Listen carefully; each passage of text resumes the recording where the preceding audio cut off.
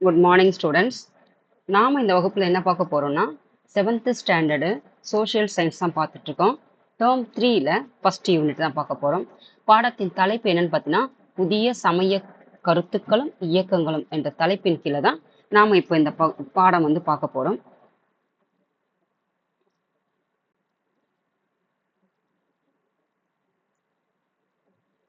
அதாவது இதை வந்து பார்த்தீங்கன்னா இந்த வகுப்பை நாம் யூனிட் 1 வந்து 2 பார்ட்டாக பார்க்க போகிறோம். பார்ட் 1 பார்ட் 2 2 வகுப்புகளாக பார்க்க போகிறோம். ஏன்னு பார்த்தீங்கன்னா இது கொஞ்சம் சின்ன பாடம் தான், ஆனாலும் பார்த்தீங்கன்னா கொஞ்சம் ஒன் ஹவருக்கு மேலே ஆகும். அதனால நான் ஏன்னா கலைச்சொற்களே பார்த்தீங்கன்னா 13 கலைச்சொற்கள் இருக்குது. அதுக்கப்புறம் பார்த்தீங்கன்னா அதுக்கு மீனிங் இருக்குது, அதுக்கு இங்கிலீஷில் வந்துட்டு டெஃபினேஷன் இருக்குது. இது எல்லாம் இருக்கிறதுனால சென்டென்ஸாக கொடுத்துருக்காங்க. இதெல்லாம் கொஞ்சம் டைம் எடுக்கும். அதனால பார்ட் 1 பார்ட் 2 இது மட்டும் நாம இப்போ பார்த்துக்கலாம். அதுக்கு அடுத்த வகுப்புல பார்த்தீங்கன்னா பார்ட் 2வா பார்க்கலாமா. இந்த பாடத்துல என்னெல்லாம் இருக்குதுன்னு வாங்க பார்ப்போம். இப்போ பாருங்க, அலகு 1 புதிய சமய கருத்துக்களும் இயக்கங்களும் அப்படின்ற தலைப்பு கீழே பக்தி இயக்கங்கள் வந்துட்டு எப்படி சமய இயக்கங்கள் சமய கருத்துக்கள் வந்துட்டு எப்படி வந்துட்டு இந்தியாவுக்குள்ள உருவாகுது, எந்த காலத்துலன்னு பார்த்தீங்கன்னா இடைக்கால இந்தியாவில். ஏன் வந்து இடைக்கால இந்தியாவில் வந்து சொல்லியிருக்காங்கன்னு பார்த்தோம்னா இடைக்கால இந்தியாவில் காலத்தை முதல்ல வரையறை பண்ணிக்கணும். எப்போல இருந்து எப்போ வரைக்கும்னு பாருங்க. அதாவது நம்ம எப்பவுமே எந்த வகுப்பு படிக்கிறதா இருந்தாலும் காலக்கோடு வந்து நல்லா தெரியணும். காலக்கோடு பாருங்கன்னா நம்ம என்ன படிச்சிருப்போம், சங்க காலம் முதல் இக்காலம் வரைக்கும் படிக்கிறோம். அப்போ சங்க காலத்தை பத்தி தெரியணும். அதாவது முதல்ல நீங்க எப்படி புரிஞ்சுக்கணும்னா இந்தியாவையும் 3ஆக வகைப்படுத்தணும். அதாவது நிலத்தின் அடிப்படையில புவியியல் தன்மையின் அடிப்படையில நிலத்தை வந்து 3ஆக பிரிச்சுக்கணும். எப்படின்னா தெற்கு, அதாவது தென்னிந்தியா, மத்திய இந்தியா, அதுக்கப்புறம் வட இந்தியா, இப்படி இடத்தின் அடிப்படையில 3 வகையாகவும் காலத்தின் அடிப்படையில 3 காலங்களாகவும் பிரிச்சணும். முதல் காலம் என்னன்னு பார்த்தீங்கன்னா அதாவது ஏன்ஷியன்ட், மிடிவல், மாடர்ன் ஹிஸ்டரி. இப்போ ஏன்ஷியன்ட் வந்து பார்த்தீங்கன்னா நம்ம 6ஆம் வகுப்பு முழுவதும் பார்த்தீங்கன்னா அதாவது ஏன்ஷியன்ட் ஹிஸ்டரியில வட இந்தியா எப்படி இருந்தது, மத்திய இந்தியா எப்படி இருந்தது, தென்னிந்தியா எப்படி இருந்தது, யாரெல்லாம் ஆட்சி புரிஞ்சாங்க, அக்காலகட்டத்தில் நிலவிய அரசியல் சூழ்நிலை என்ன, என்னென்ன கட்டடக்கலை பங்களிப்பு இருந்தது, யாரெல்லாம் ஆட்சி புரிந்தாங்க, எங்கெந்த பகுதிகள் ஆட்சி எங்கிருந்தெல்லாம் வந்தாங்கன்றது இதில் பார்த்தோம். அப்போ இப்போ என்ன பார்க்க போறோம்னா இந்த மிடிவல் ஹிஸ்டரி தான் 7ஆம் வகுப்பு முழுவதும் எதை பத்தி இருக்குதுன்னு பார்த்தீங்கன்னா மிடிவல் ஹிஸ்டரி. அப்போ மிடிவல் ஹிஸ்டரியில காலம் என்னன்னு பார்த்தீங்கன்னா மிடிவல் ஹிஸ்டரியோட காலம் வந்துட்டு கிபி 8லிருந்து கிபி 18ஆம் நூற்றாண்டு வரைக்கும் என்ன சொல்லணும்னு பார்த்தீங்கன்னா மிடிவல் ஹிஸ்டரின்னு சொல்லுவாங்க. அப்போ இந்த மிடிவல் ஹிஸ்டரி நம்ம எங்கே போய் போறோம்னு பார்த்தீங்கன்னா அதாவது இந்தியா முழுவதும் எப்படி வந்துட்டு சமய இயக்கங்கள் வந்து உருவாச்சு. இப்போ நாம பார்க்க போறது பக்தி இயக்கம் வந்து தமிழ்நாட்டில் வந்துட்டு எப்படி வந்து உருவானதுதான் இந்த வகுப்புல பார்க்க போறோம். அதே காலகட்டத்துல வட இந்தியாவில் அவங்க சமயத்தை சார்ந்த இயக்கங்களும் எப்படி வந்து தோன்றுறது பார்க்க போறோம். இதுதான் இந்த வகுப்புல பார்க்க போறோம். இப்போ நாம என்ன பார்க்கறோம்னா இந்த காலத்தை பத்தி நாம தெரிஞ்சுக்கணும். முதல்ல பாருங்க, ஏன் சங்க காலம். சங்க காலத்தை பார்த்தீங்கன்னா கிமு 3லிருந்து கிபி 3 வரைக்கும் சங்க காலம். அதுக்கப்புறம் பார்த்தீங்கன்னா களப்பிரர்களுடைய காலம். களப்பிரருடைய காலம் என்னன்னு பார்த்தீங்கன்னா கிமு 3லிருந்து கிபி 3 வரைக்கும் களப்பிரர்கள் காலம். அதுக்கப்புறம் கிபி 6லிருந்து கிபி 9ஆம் நூற்றாண்டு வரைக்கும் யார் இருப்பாங்கன்னு பார்த்தீங்கன்னா பல்லவர்களுடைய காலம். கிபி 9லிருந்து அதுக்கப்புறம் 12 13 இந்த காலகட்டம் வந்து பார்த்தீங்கன்னா பிற்கால இந்த காலத்தில் இருந்த அதாவது சங்க காலத்தில் இருந்த 6 நூற்றாண்டுகள் சேர சோழ பல்லவர்கள் இருந்திருப்பாங்க இல்லையா, இவங்க வருவாங்க. அப்போ பிற்கால சோழர்கள், பிற்கால பாண்டியர்கள் வருவாங்க. யாருக்கு அடுத்து? பல்லவர்கள் அடுத்து. அப்போ இவங்க ஆட்சி புரிந்த பகுதியில நம்ம சென்ற வகுப்புல பார்த்தோம். இப்போ நம்ம இந்த பகுதியை மட்டும் பார்க்கலாம். ஏன்னா களப்பிரர்கள் நம்ம படிச்சோம்னா களப்பிரர்கள் வந்து இருண்ட காலம் சொல்லுவாங்க. ஏன் வந்து களப்பிரர்கள் காலத்துல எந்த இயக்கங்களும் எந்த நூல்களும் எந்த அரசர்களும் ஆட்சி புரியலன்னு கேட்கக்கூடாது. கிட்டத்தட்ட 300 ஆண்டு காலம் வந்துட்டு களப்பிரர்களும் ஆட்சி, எப்போ கிபி 3லிருந்து கிபி 6 வரைக்கும் 300 நூற்றாண்டுகள் வந்து ஆட்சி புரிஞ்சிருப்பாங்க. அப்போ இந்த காலகட்டத்துல பாத்தீங்கன்னா அதாவது சிலப்பதிகாரம், மணிமேகலை போன்ற இயக்கங்கள் எல்லாம் இருக்கும். பௌத்தமும் சமணமும் வந்து நல்ல வந்து வளர்ச்சி நிலையில இருந்திருக்கும். ஏன் வந்து நாம பக்தி இலக்கியம் இங்க பாக்குறோம்னா இதனுடைய எண்ட் ஆஃப் அந்த காலத்தினுடைய பீரியட் அப்புறம் தான் யார் வராங்கன்னு பார்த்தீங்கன்னா பல்லவர்கள் வராங்க. அப்போ மிடிவல் ஹிஸ்டரி வருது. அப்போ மிடிவல் ஹிஸ்டரி வரும்போது இங்க பாத்தீங்கன்னா களப்பிரருடைய காலத்துல பாத்தீங்கன்னா பௌத்தமும் சமணமும் தழைத்தோங்கி இருந்த காலத்துல அப்போ இந்த சில இதிகாசங்களும் படைக்கப்பட்டிருக்கும், சில காப்பியங்களும் படைக்கப்பட்டிருக்கும். அப்படி இயற்றப்பட்ட காப்பியங்கள் இலக்கியங்கள் தான் சிலப்பதிகாரம், மணிமேகலை எல்லாம் படிச்சிருப்போம். அதுக்கப்புறம் பிற்காலத்துல தான் வந்துட்டு ஐம்பெரும் காப்பியங்கள்ல குண்டலகேசி, வளையாபதி இதெல்லாம் நம்ம படிச்சோம். இதெல்லாம் நம்ம ஒரு பக்கம் இருக்கட்டும். இப்ப நாம என்ன பார்க்க போறோம்னா, இந்த பல்லவர்களுடைய ஆட்சி காலத்துல பக்தி இயக்கம் வந்து தமிழகத்தில் வந்துட்டு எப்படி வந்துட்டு அது தன்னுடைய பங்களிப்பை செஞ்சது, அது எப்படி வந்துட்டு உள்ள இந்தியாவுக்குள்ள வருது, தமிழ்நாட்டுக்குள்ள எப்படி வருது, அதை கொண்டு போனவங்க தமிழ்நாட்டுல அளவுக்கு வந்துட்டு பக்தி இயக்கத்தை வந்து பரவச் செய்தவர்கள் யாரு, எந்த இரு இயக்கங்கள், அது எந்த சமயத்தை சார்ந்துதான் பார்க்க போறோம். அதற்கு முன்னாடி எப்படி வந்துட்டு பக்தி இலக்கியம் ஏன் வருது, பக்தி இயக்கத்தை பத்தி நாம ஏன் படிக்கணும். இப்ப மனிதன் வந்து உருவானா, மனிதன் உருவாகணும் போது அப்படியே பல உணவை தேடி பல பகுதிகளுக்கு அவன் நடந்து தேடி தேடி போறான், உணவை தேடி அலையிறான். உணவை தேடி அலையும் போது ஒவ்வொரு இடமா தங்கி அங்க இருக்கிற உணவு பயிர்கள் எல்லாம் வந்து தீர்ந்து போகுது, இடம் விட்டு இடம் நகர்ந்து போகுது, ஒரு குழுவாக தங்குறாங்க. அப்படி தங்கும் போது மனிதன் வந்துட்டு மொழி உருவாகுது. அப்ப மொழி உருவானதுக்கு அப்புறம் அவனுடைய பகுதிகள்லாம் அங்கிருந்து கம்யூனிகேஷன் உருவாகுது. அப்படி உருவாகும் போது அதுல இருந்து ஒரு தலைவன் உருவாகிறான். ஒரு தலைவனுக்குள்ள ஒரு குழு, ஒரு இனத்தின் அடிப்படையில தலைவன் ஒண்ணு உருவாகுது. இப்படி எல்லாம் நம்ம உருவாயிட்டு என்ன ஆகுதுன்னு பாத்தீங்கன்னா, அந்த நாடு நான் எடுக்கிறது, இந்த நாடு நீ எடுக்கிறது, இப்படி வந்துட்டு பாத்தீங்கன்னா பல நாடுகளில் இருந்து படையெடுத்து வட இந்தியா, மத்திய இந்தியா, தென்னிந்தியா பல பகுதிகளுக்கு வந்து ஆட்சி புரிஞ்சிருப்பாங்க. அப்போ இதனால பல நாடு இஸ்லாமியர்கள் வந்திருப்பாங்க, துருக்கியர்கள் வந்திருப்பாங்க, அதுக்கப்புறம் பாத்தீங்கன்னா போர்ச்சுகீஸ், இதெல்லாம் அப்புறம் மாடர்ன் ஹிஸ்டரியில வருவாங்க. ஆனா அதே காலகட்டத்துல பாத்தீங்கன்னா அதாவது எதுக்காகன்னு பாத்தீங்கன்னா கொள்ளையடிக்கிறது, அதாவது செல்வங்களை வந்துட்டு கொள்ளையடிச்சிட்டு போறது, இதன் நோக்கங்களுக்காக பல நாடுகளில் இருந்து வந்திருப்பாங்க. அப்ப மக்கள் இப்ப சிவாஜி நம்ம படிச்சோம், மராத்தியர்கள் அந்த காலகட்டத்திலே பாத்தீங்கன்னா அவர் வந்துட்டு கொள்ளையடிக்கிறதுல இருந்து அதுக்கப்புறம் நாட்டை பாதுகாக்க இந்த மாதிரி வேலையெல்லாம் அவர் செஞ்சாருன்னும் போது அப்ப கொள்ளை எல்லாம் வந்து நாட்டுல வந்து நிறைய இருந்திருக்கும். அப்படி இருந்த காலம் போயிட்டு மக்கள் ஒரு அமைதியான சூழ்நிலைக்கு உருவாங்க இல்லையா. இப்ப எப்படி நம்ம உக்ரைன் அண்ட் ரஷ்யா வார் இருக்கோ, ஈரான் அண்ட் யுஎஸ்ஏ வார் இருக்குதோ, இது எல்லாம் இருக்கும்போது மக்கள் எப்படி ஒரு பரபரப்பான சூழல்ல மக்களை இன்னைக்கு உயிர் பிழைப்போமா மாட்டோமா, எப்படி எந்த பக்கம் எந்த குண்டு யார் வந்து தாக்குவாங்க, ஏன்னா பெரிய பெரிய தாக்குதல்லாம் நடத்துறாங்க. அப்படி நடத்தும் போது மக்களுடைய மனநிலை எப்படி இருக்கும், எதையாவது பக்தியை நாடுமா, ஒரு கோவிலுக்கு போகணும்னு தோணுமா, மனம் அமைதி இருக்குமா, இது எல்லாம் எதுவுமே இருக்காதுல்ல. அப்போ இந்த காலகட்டத்துல, இந்த மிடிவலிஸ்டிக் காலகட்டத்துல பாத்தீங்கன்னா மக்கள் பாத்தீங்கன்னா ஒரு அமைதியான ஒரு சூழலுக்கு எல்லாம் வந்து கொலை எல்லாம் வந்து பல நாடுகளிலிருந்து கைப்பற்றதெல்லாம் தாண்டி அங்க இருக்கிற மக்கள்ல ஒரு ஒரு என்ன சொல்றது, ஒரு அமைதியான வாழ்க்கையை வந்து வாழ்வாங்க இல்லையா. அந்த டைம்ல என்ன ஆகுன்னு பாத்தீங்கன்னா ஒரு பக்தியை, ஒரு கடவுளை வந்து நாடும், ஒரு நம்பிக்கை வரும் இல்லையா. இப்ப எப்படி நம்ம சிந்துவெளி நாகரிகம் படிக்கும் போது அத இயற்கைகளை வந்து கடவுளாக வணங்கினாங்களோ, அதுக்கப்புறம் நம்ம ஆரியர்கள் அதெல்லாம் நம்ம வேத காலம் எல்லாம் படிச்சிருந்தோம். அப்ப அந்தந்த காலகட்டத்துல வரும்போது இந்த இடைக்கால இந்தியாவில தான் எப்படி வந்துட்டு பக்தி இயக்கம், அதாவது வந்துட்டு ஆன்மீக நாட்டம், எப்படி வந்துட்டு கடவுள் மீது நம்பிக்கை, எப்படி வந்து சமயங்கள் வந்துட்டு உருவாகுது, இதுதான் நாம இங்க பார்க்க போறோமா. அப்போ காரணம் என்னன்னு பாத்தீங்கன்னா அதாவது அமைதியான சூழல்ல அப்போதான் வந்து நமக்கு என்ன தோணும்னு பாத்தீங்கன்னா ஒரு பக்தி வந்து ஒரு ஒரு ஒரு அமைதியான சூழலாக இருந்தாலும் சரி, ஒரு கடவுள் மீது நம்பிக்கை இருக்கக்கூடிய சூழலாக இருந்தாலும் சரி, அந்த டைம்ல தான் நமக்கு என்ன தோணும்னு பாத்தீங்கன்னா ஒரு கடவுள் மேல ஒரு பற்று ஏற்படும். அதுதான் இந்த காலகட்டம். அது எப்படி வந்துட்டு உருவாகுது இந்தியாவிலன்றதான் பார்க்க போறோமா. இப்போ நாடு நல்லா இருந்தா தானே மக்களும் நல்லா இருப்பாங்க. மக்களுடைய அமைதி இருந்தா தான் இப்போ நான் ஒண்ணும் இல்ல. இப்போ நமக்கு ஒரு பரபரப்பான நாட்டுல இருக்கணும். நம்மளால ஏதாவது ஒரு ஒரு யோசிச்சு, ஒரு ஏதாவது நம்ம சிந்தனைக்கு ஒரு வேலை குடுப்போமா? இல்ல. எப்பவுமே பயந்துட்டு தானே இருப்போம். அதே மாரி தான். அப்போ இப்போ அமைதியான வாழ்க்கையில மக்கள் வந்துட்டு எப்படி வந்துட்டு ஒரு பக்தி இயக்கத்தின் ஒரு கருத்துக்களை வந்துட்டு பரப்புறாங்க. அந்த இயக்கங்கள் வந்து எப்படி தோன்றுது? இது யார் மூலியமா தோன்றுது? இந்தியாவுல எப்படி வருது? தமிழகத்திற்கு எப்படி வருது? அதுதான் பார்க்க போறோம் மேம். இப்ப பாருங்க.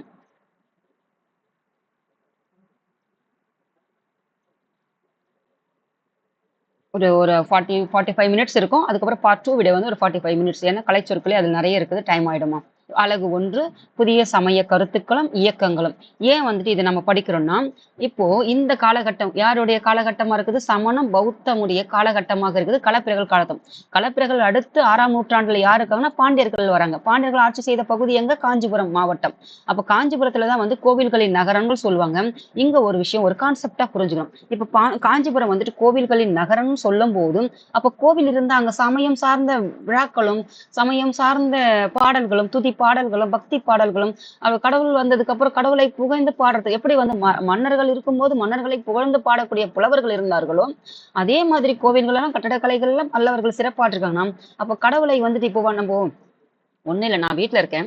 நான் வீட்ல இருந்தேன்னா, கடவுள வந்து ஆன்மீக பக்தியில அப்படியே இருக்கும்போது, அப்ப பக்தியில வந்து பாடல்கள்லாம் நெறைய வரும் இல்லையா? அதாவது கடவுளோடு கடவுளோடு அதாவது ஒரு ஒன்றிணையும் போது, அதே மாரி சூழ்நிலை தான்மா. அப்படிதான் வந்துட்டு ஒரு சிலரால வந்து உந்தப்பட்டு, இந்த இயக்கங்கள் வந்து அங்கொன்று, இங்கொன்றுமாக உருவாயிருக்கும். அதுதான் வந்து இந்தியா முழுவதும் வந்து பரவியிருக்கும். இதுதான் வந்து இதனுடைய பேக்கிரவுண்ட். எப்படி ஒரு ஒரு மொழினா வந்துட்டு எப்படி வந்து உருவாச்சோ, மக்கள் உருவானாங்க, மொழி உருவாச்சு, மக்களுக்கு அப்புறம் சமயமும் உருவாகுது இல்லையா? எப்படி வந்து சமயத்தின் அடிப்படையில வந்து கருத்து வேறுபாடு. இப்போ ஒண்ணும் இல்ல.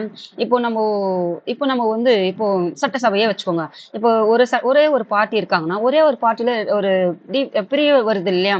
அப்ப வர்றதுக்கு என்ன கருத்து வேறுபாடு தானே. அதே மாரி தான். கருத்து வேறுபாடு என்பது ஒரு கட்சிக்குள்ள மட்டும் கிடையாது.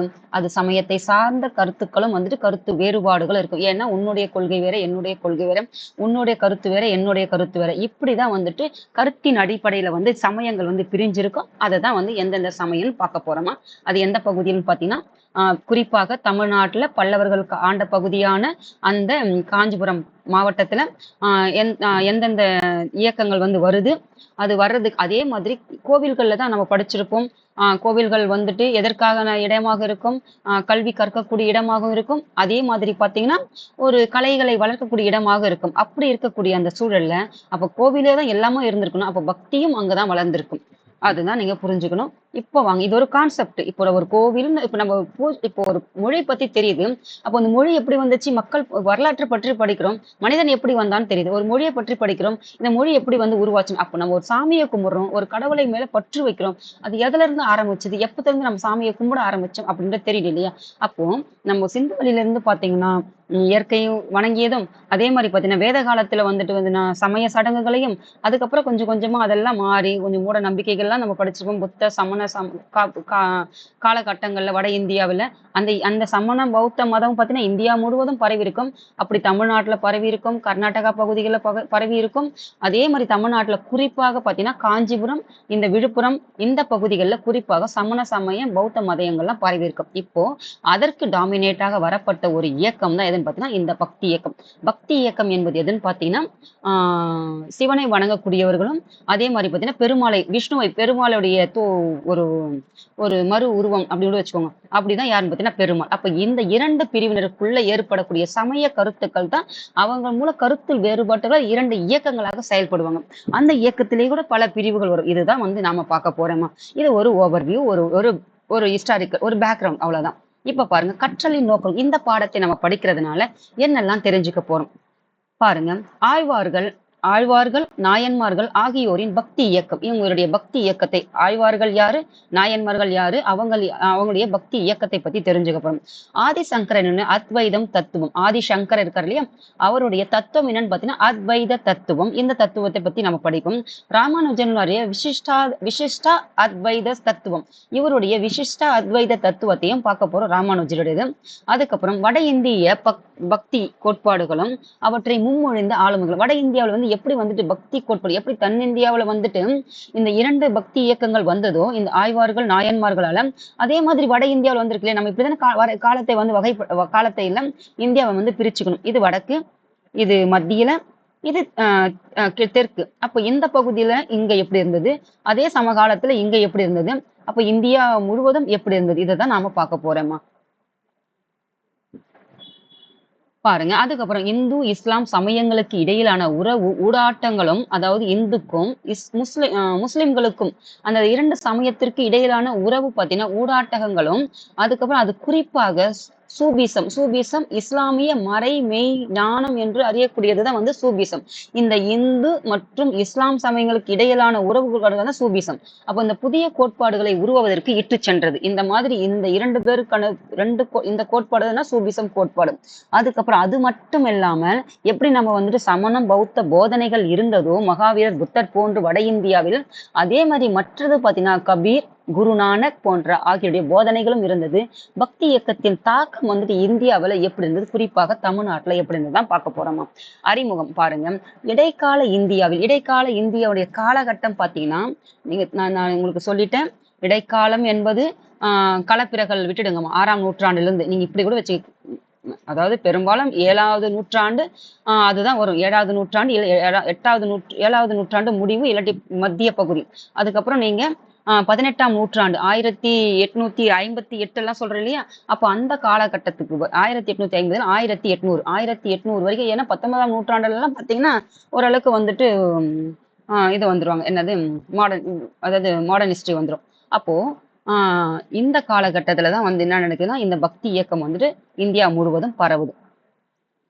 அப்ப இடைக்கால இந்தியாவில் வியப்பை ஏற்படுத்தும் அளவில் பக்தி கவிதைகள், செய்யுள்கள் இயற்றப்படுது. கவிதைகள், அதாவது ஒரு கவிதை எதுனா அது பக்தியின் கடவுளை வந்துட்டு ஒரு பக்தி நோக்கத்தோட ஒரு கவிதை எழுதப்பட்டதையும், செய்யுள்கள் வந்து இயற்றப்பட்டிருக்கும் என்ன இடைக்காலத்துல. அவை ஒரு குறிப்பிட்ட சமயம் சார்ந்ததாக இல்லாமல் பல்வேறு சமய இயக்கங்களினால் தூண்டப்பட்டது. அப்போ இப்படி இயற்றப்பட்டுச்சு இல்லையா அந்த கவிதையாகட்டும், செய்யுளாகட்டும், அப்ப எந்த ஒரு சமயத்தை சார்ந்த கவிதையாக இல்லாமல் பல்வேறு சமய இயக்கங்களிலிருந்து தூண்டப்பட்டது தான் வந்து இந்த கவிதைகள் மற்றும் செய்யுள்கள். இப்போ பல்வேறு சமயங்கள்னா எது? நம்ம சூபிசம் படிக்கிறோம். அதுக்கப்புறம் பார்த்தீங்கன்னா, என்னது இந்த சீக்கியர்கள் படிக்கிறோம், கிறிஸ்துவம் படிக்கிறோம், அப்புறம் முஸ்லிம்ஸ் படிக்கிறோம், இந்துக்கள் படிக்கிறோம், அதுக்கப்புறம் சமணம் படிக்கிறோம், பௌத்தம் படிக்கிறோம். பல சமயங்களிலிருந்து அது உண்ட பெற்றதுதான் வந்து இந்த இயக்கம் உருவாகிறதுக்கு காரணமாயிடுது. ஏன்னா இதெல்லாம் இருக்குது. மிடிவலிஸ்டுக்கு முன்னாடி இதெல்லாம் கொஞ்சம் கொஞ்சமா இருக்குது.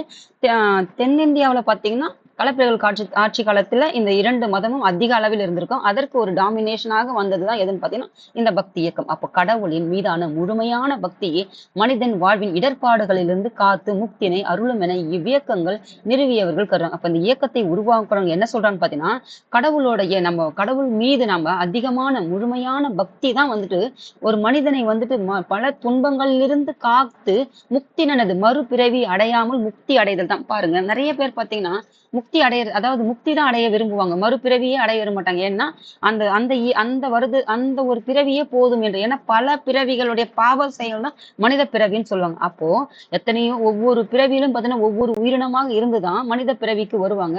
இல்லாட்டி அடுத்த பிறவி ஒண்ணு வந்து அது என்ன வேணாலும் பிறப்புன்னு சொல்லிட்டு, அதனால இந்த நல்ல அறிஞ்சவர்கள் பார்த்தீங்கன்னா முக்தி அடையணும். அதாவது இந்த பிறவியே போதும், வேற எந்த பிறவியும் வேண்டாம் அப்படின்னு சொல்லிட்டு முக்தி அடையக்கூடிய நிலை தான் இந்த இந்த நல்ல நிறுவியங்க வந்து, அதாவது இந்த இயக்கங்களை நிறுவியவங்க வந்து உணர்ந்தாங்க அப்படின்னு சொல்றாங்க. அப்போ மேலும் இறைவன் எங்கும் நிறைந்து இருப்பதினாலும், அப்போ கடவுள் எங்கும் இருக்கிறான்னு சொல்றேன் இல்லையா? தூண்டிலும் இருப்பார், துரும்பிலும் இருப்பார். அப்போ தூண்லயும் இருப்பாரு, துரும்புலயும் இருப்பாரு. ஒரு சின்ன துரும்புல இருப்பாரு, ஏதாவது ஒரு தூண்லயும் இருப்பாருன்னு சொல்லிட்டு நம்ம படிச்சிருப்போம். அப்போ ஒவ்வொரு மனிதனுக்குள்ளும் உறைந்து இருக்கின்றார் என்பதாலும் ஒருவர் கோவிலுக்கு செல்ல வேண்டியதோ சடங்குகள் செய்ய வேண்டியதோ அவசியமில்லை. கடவுள் எங்கும் இருக்கிறார், தூண்லயும் இருக்கிறார், துரும்புல இருக்காரு. அப்ப எதுக்கு நீ கோவிலுக்கு போற? எதுக்கு கோவிலுக்கு போயிட்டு சடங்கு செய்யற? சடங்குகள் என்னது? நிறைய பாத்தீங்கன்னா பலியிடுறது, யாகம் செய்யறது, இதெல்லாம் சடங்குகள் தானே, சம்பிரதாயம் தானே. இதெல்லாம் எதுக்கு? ஏன்னா கடவுள் உனக்குள்ளவே மனிதனுக்குள்ளவே இருக்கிறது. அதுதான் வந்து ஆன்மா. அந்த ஆன்மாக்குள்ளதான் யார் இருக்கிறது? அதுதான் கடவுள். மனசு எப்போ பரிசுத்தமாகுதுன்னா நம்ம தூய்மையான நிலையில தியானம் மேற்கொள்ளும் போது மனம் வந்து சுத்தம் அடைகிறது. அந்த தூய்மையான மனசுதான் என்னது? அதுதான் வந்து ஆன்மா. அந்த ஆன்மா தான் கடவுள் அப்படின்றாங்கம்மா. இப்போ நம்ம ஒண்ணும் இல்ல, இவரு படிச்சிருப்போம், யாருன்னா புத்தர், மகாவீரர் படிச்சிருப்போம். பல ஆண்டுகள் வந்துட்டு தியானம் பண்ணியிருப்பாங்க. அதில் தான் ஞானம் பெற்றிருப்பாங்க. அந்த ஞானத்தின் ஒளி தான் வந்துட்டு நம்ம இவர் வள்ளலாரையும் படிச்சிருப்போம் தமிழ்நாட்டுல. அப்ப அந்த ஞானத்தின் ஒளி தான், அந்த ஜோதி தான் வந்து சொல்லி சொல்லுவோம் அறிவு. அப்போ அந்த அறிவு இருந்தாலே போதும். அது இப்போ ஞானம் பெறோம்னா எந்த உயிருக்கும் துன்பம் செலுத்தக்கூடாதுன்னு நினைக்கிறோம், எந்த கெட்டதும் நினைக்க கூடாதுன்னு நினைக்கிறோம். அப்போ மனுஷ பிறவியா இருந்து நம்ம ஒரு கடவுளுக்கு நிகரா, கடவுள் எப்படி வந்துட்டு யாருக்கும் கெடுதல் இல்லாமல் எல்லாரும் சமமாக கடவுள் வந்து பாவிக்கிறாரோ, அப்போ ஞான நிலையை அடைந்த நாம நம்முடைய மனசு எப்படி பரிசுத்த நிலை அடையும் போது அப்போ நம்மளும் கடவுளுக்கு நிகராக தானே போட்டு போறோம். அப்போ கடவுள் எங்க இருக்கிறார்? உன்னுக்குள் உறைந்து இருக்கிறார் அப்படின்றதுதான், ஒவ்வொரு மனிதனுக்குள்ளும் இருக்கிறார்ன்றதுதான் இதனுடைய கோட்பாடுமாம். அப்போ இது வந்துட்டு என்னன்னா அறிவின் மூலமாக, அதாவது ஞானத்தின் மூலமாக அறிவின் வழிபாடுன்னா என்னன்னு பாத்தீங்கன்னா அறிவு. அதை வந்து பாத்தீங்கன்னா ஞான மார்க்கம். ஞானம்னா என்னதுமா? நம்ம அதாவது தியானம் பண்றோம் இல்லையா? அந்த தியானத்தின் மூலமாகத்தானே. தியானம் பல ஆண்டுகள் வந்து நீ சிவபெருமான் பாருங்க, தியானம் நிறைய மேற்கொண்டிருப்பார். தியானமாவே தான் இருப்பார் அவரு. அப்போ தியானத்தின் மூலமாக பல அறிவுகள் வந்து கிடைக்கும். தியானத்தின் மூலமா அப்போ அதுதான் வந்து ஞான மார்க்கம். சடங்குகள், நற்செயல்கள், சடங்குகள்னா சம்பிரதாயங்கள் நிறைய அந்த அந்த வேத காலத்துல பின்பற்றப்பட சடங்குகள். நற்செயல்கள்னா வந்து நல்ல நல்ல செயல்கள் வந்து நம்ம எதுல படிச்சிருப்போம்? பௌத்தத்திலையும் படிச்சிருப்போம், சமணத்திலையும் படிச்சிருப்போம். அப்ப நல்ல செயல்கள் வந்துட்டு ஆகியவற்றின் வழிபட கர்ம மார்க்கம். அப்ப இது எல்லாம் வழிபடுனா என்னன்னா, கர்ம மார்க்கம் ஆகிய 2 காட்டிலும் பக்தி மார்க்கமே சிறந்தது என்றாங்க. அப்போ ஞான மார்க்கம், கர்ம மார்க்கம். கர்மம்னு என்னதுன்னா, நம்ம முன்னாடி செய்த பாவ வினைகள், அந்த பாவ செயல்கள் இருக்குது இல்லையா? அந்த செயலும், ஞானம் நம்ம அறிவின் மூலம் பெறக்கூடிய இந்த ஞானம் இருக்குதா? இதை 2லும் சிறந்தது எதுன்னு பார்த்தீங்கன்னா, சாரி பக்தி மார்க்கம். பக்தின்னா என்னது? ஆழ்ந்து இறைவனை வந்துட்டு தன்னுள்ள உணர்றதுதான் பக்தி. அப்போ அப்படிப்பட்ட சிறந்தது எதுன்னு சொல்லுது பார்த்தீங்கன்னா, பகவத்கீதை சொல்லுது. பகவத்கீதை எதனுடையது? இந்துக்களினுடைய புனித நூல் தான் பகவத்கீதை. கிறிஸ்டியர்களின் புனித நூல் எதுனா பைபிள் சொல்லுவாங்க.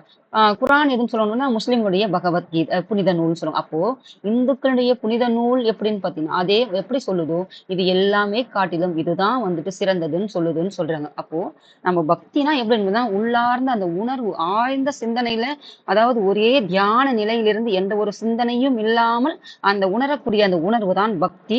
அதுலதான் கடவுள் இருக்காருன்னு சொல்றாங்க. இதுதான் இதனுடைய ஒரு டெபினேஷன். அதுக்கப்புறம் இது பக்தி கோட்பாடுகளை முன்மொழிந்தவர்களை ஊக்குவிப்பதாக இதெல்லாம் பார்க்கும்போது யார் பக்தி கோட்பாடுகளை முன்மொழிந்தார்களோ அவங்களை இது இன்னும் நல்ல ஒரு என்கரேஜ் பண்ற மாதிரி இந்த விஷயங்கள் சொல்ற மாதிரி இந்த பகவத்கீதை அமைஞ்சிடுச்சு. இவங்களுக்கு நல்ல இன்னும் ஒரு மோட்டிவா இருந்துச்சுன்னு சொல்றாங்க. இப்ப பக்தி இயக்கம் எப்படி இந்தியாவுல தொடங்குது? ஏன்னா இது வரைக்கும் பக்தி இயக்கங்கள் கிடையாது. ஏதோ ஒரு வழிபாடு செஞ்சாங்க, பலியிட்டாங்க, இயற்கையை வணங்கினாங்க, பலியிடுதல், யாகம் நடத்துறது, இந்த மாதிரி இருந்தது தாண்டி ஒரு உணர்வு பூர்வமாக ஆன்மீக வழிக்கு வர்றது எப்படின்னு பாத்தீங்கன்னா இந்த இடைக்கால இந்தியாவுல பக்தி இயக்கம் அல்லது வழிபாட்டு முறைகளிலான புத்தெழுச்சி தமிழகத்தில் பாத்தீங்கன்னா கிபி 7ஆம் நூற்றாண்டை ஒட்டி தொடங்கியது. நம்ம படிச்சோம். களப்பிரர்கள் கிபி 6ஆம் நூற்றாண்டோட முடிஞ்சிச்சு. அப்போ 6லிருந்து 9 வரைக்கும் யார் வராங்க? பல்லவர்கள் வராங்க காஞ்சிபுர பகுதியில. அப்போ ஒரு நூற்றாண்டு காலம் இல்லமா, 6லிருந்து 7 வரைக்கும் இல்ல. அப்ப இந்த 7 இடைப்பட்ட பகுதியில் இருக்குது இல்லையா, இதுதான் 7ஆம் நூற்றாண்டு. இந்த நூற்றாண்டு தான் அப்போ பல்லருடைய ஆரம்ப காலத்திலேயே பக்தி இயக்கம் வந்துருது. ஏன் வருது? கோவில்கள் நிறைய கட்டுறாங்க. கட்டடக்கலைக்குனாவே யாருன்னு பாத்தீங்கன்னா குடைவரை கோவில்கள்லாம் யாருன்னு பாத்தீங்கன்னா இவங்கதான். அப்போ பக்தி வந்துருச்சுன்னு அப்படி ஞாபகம் வச்சுக்கோங்க.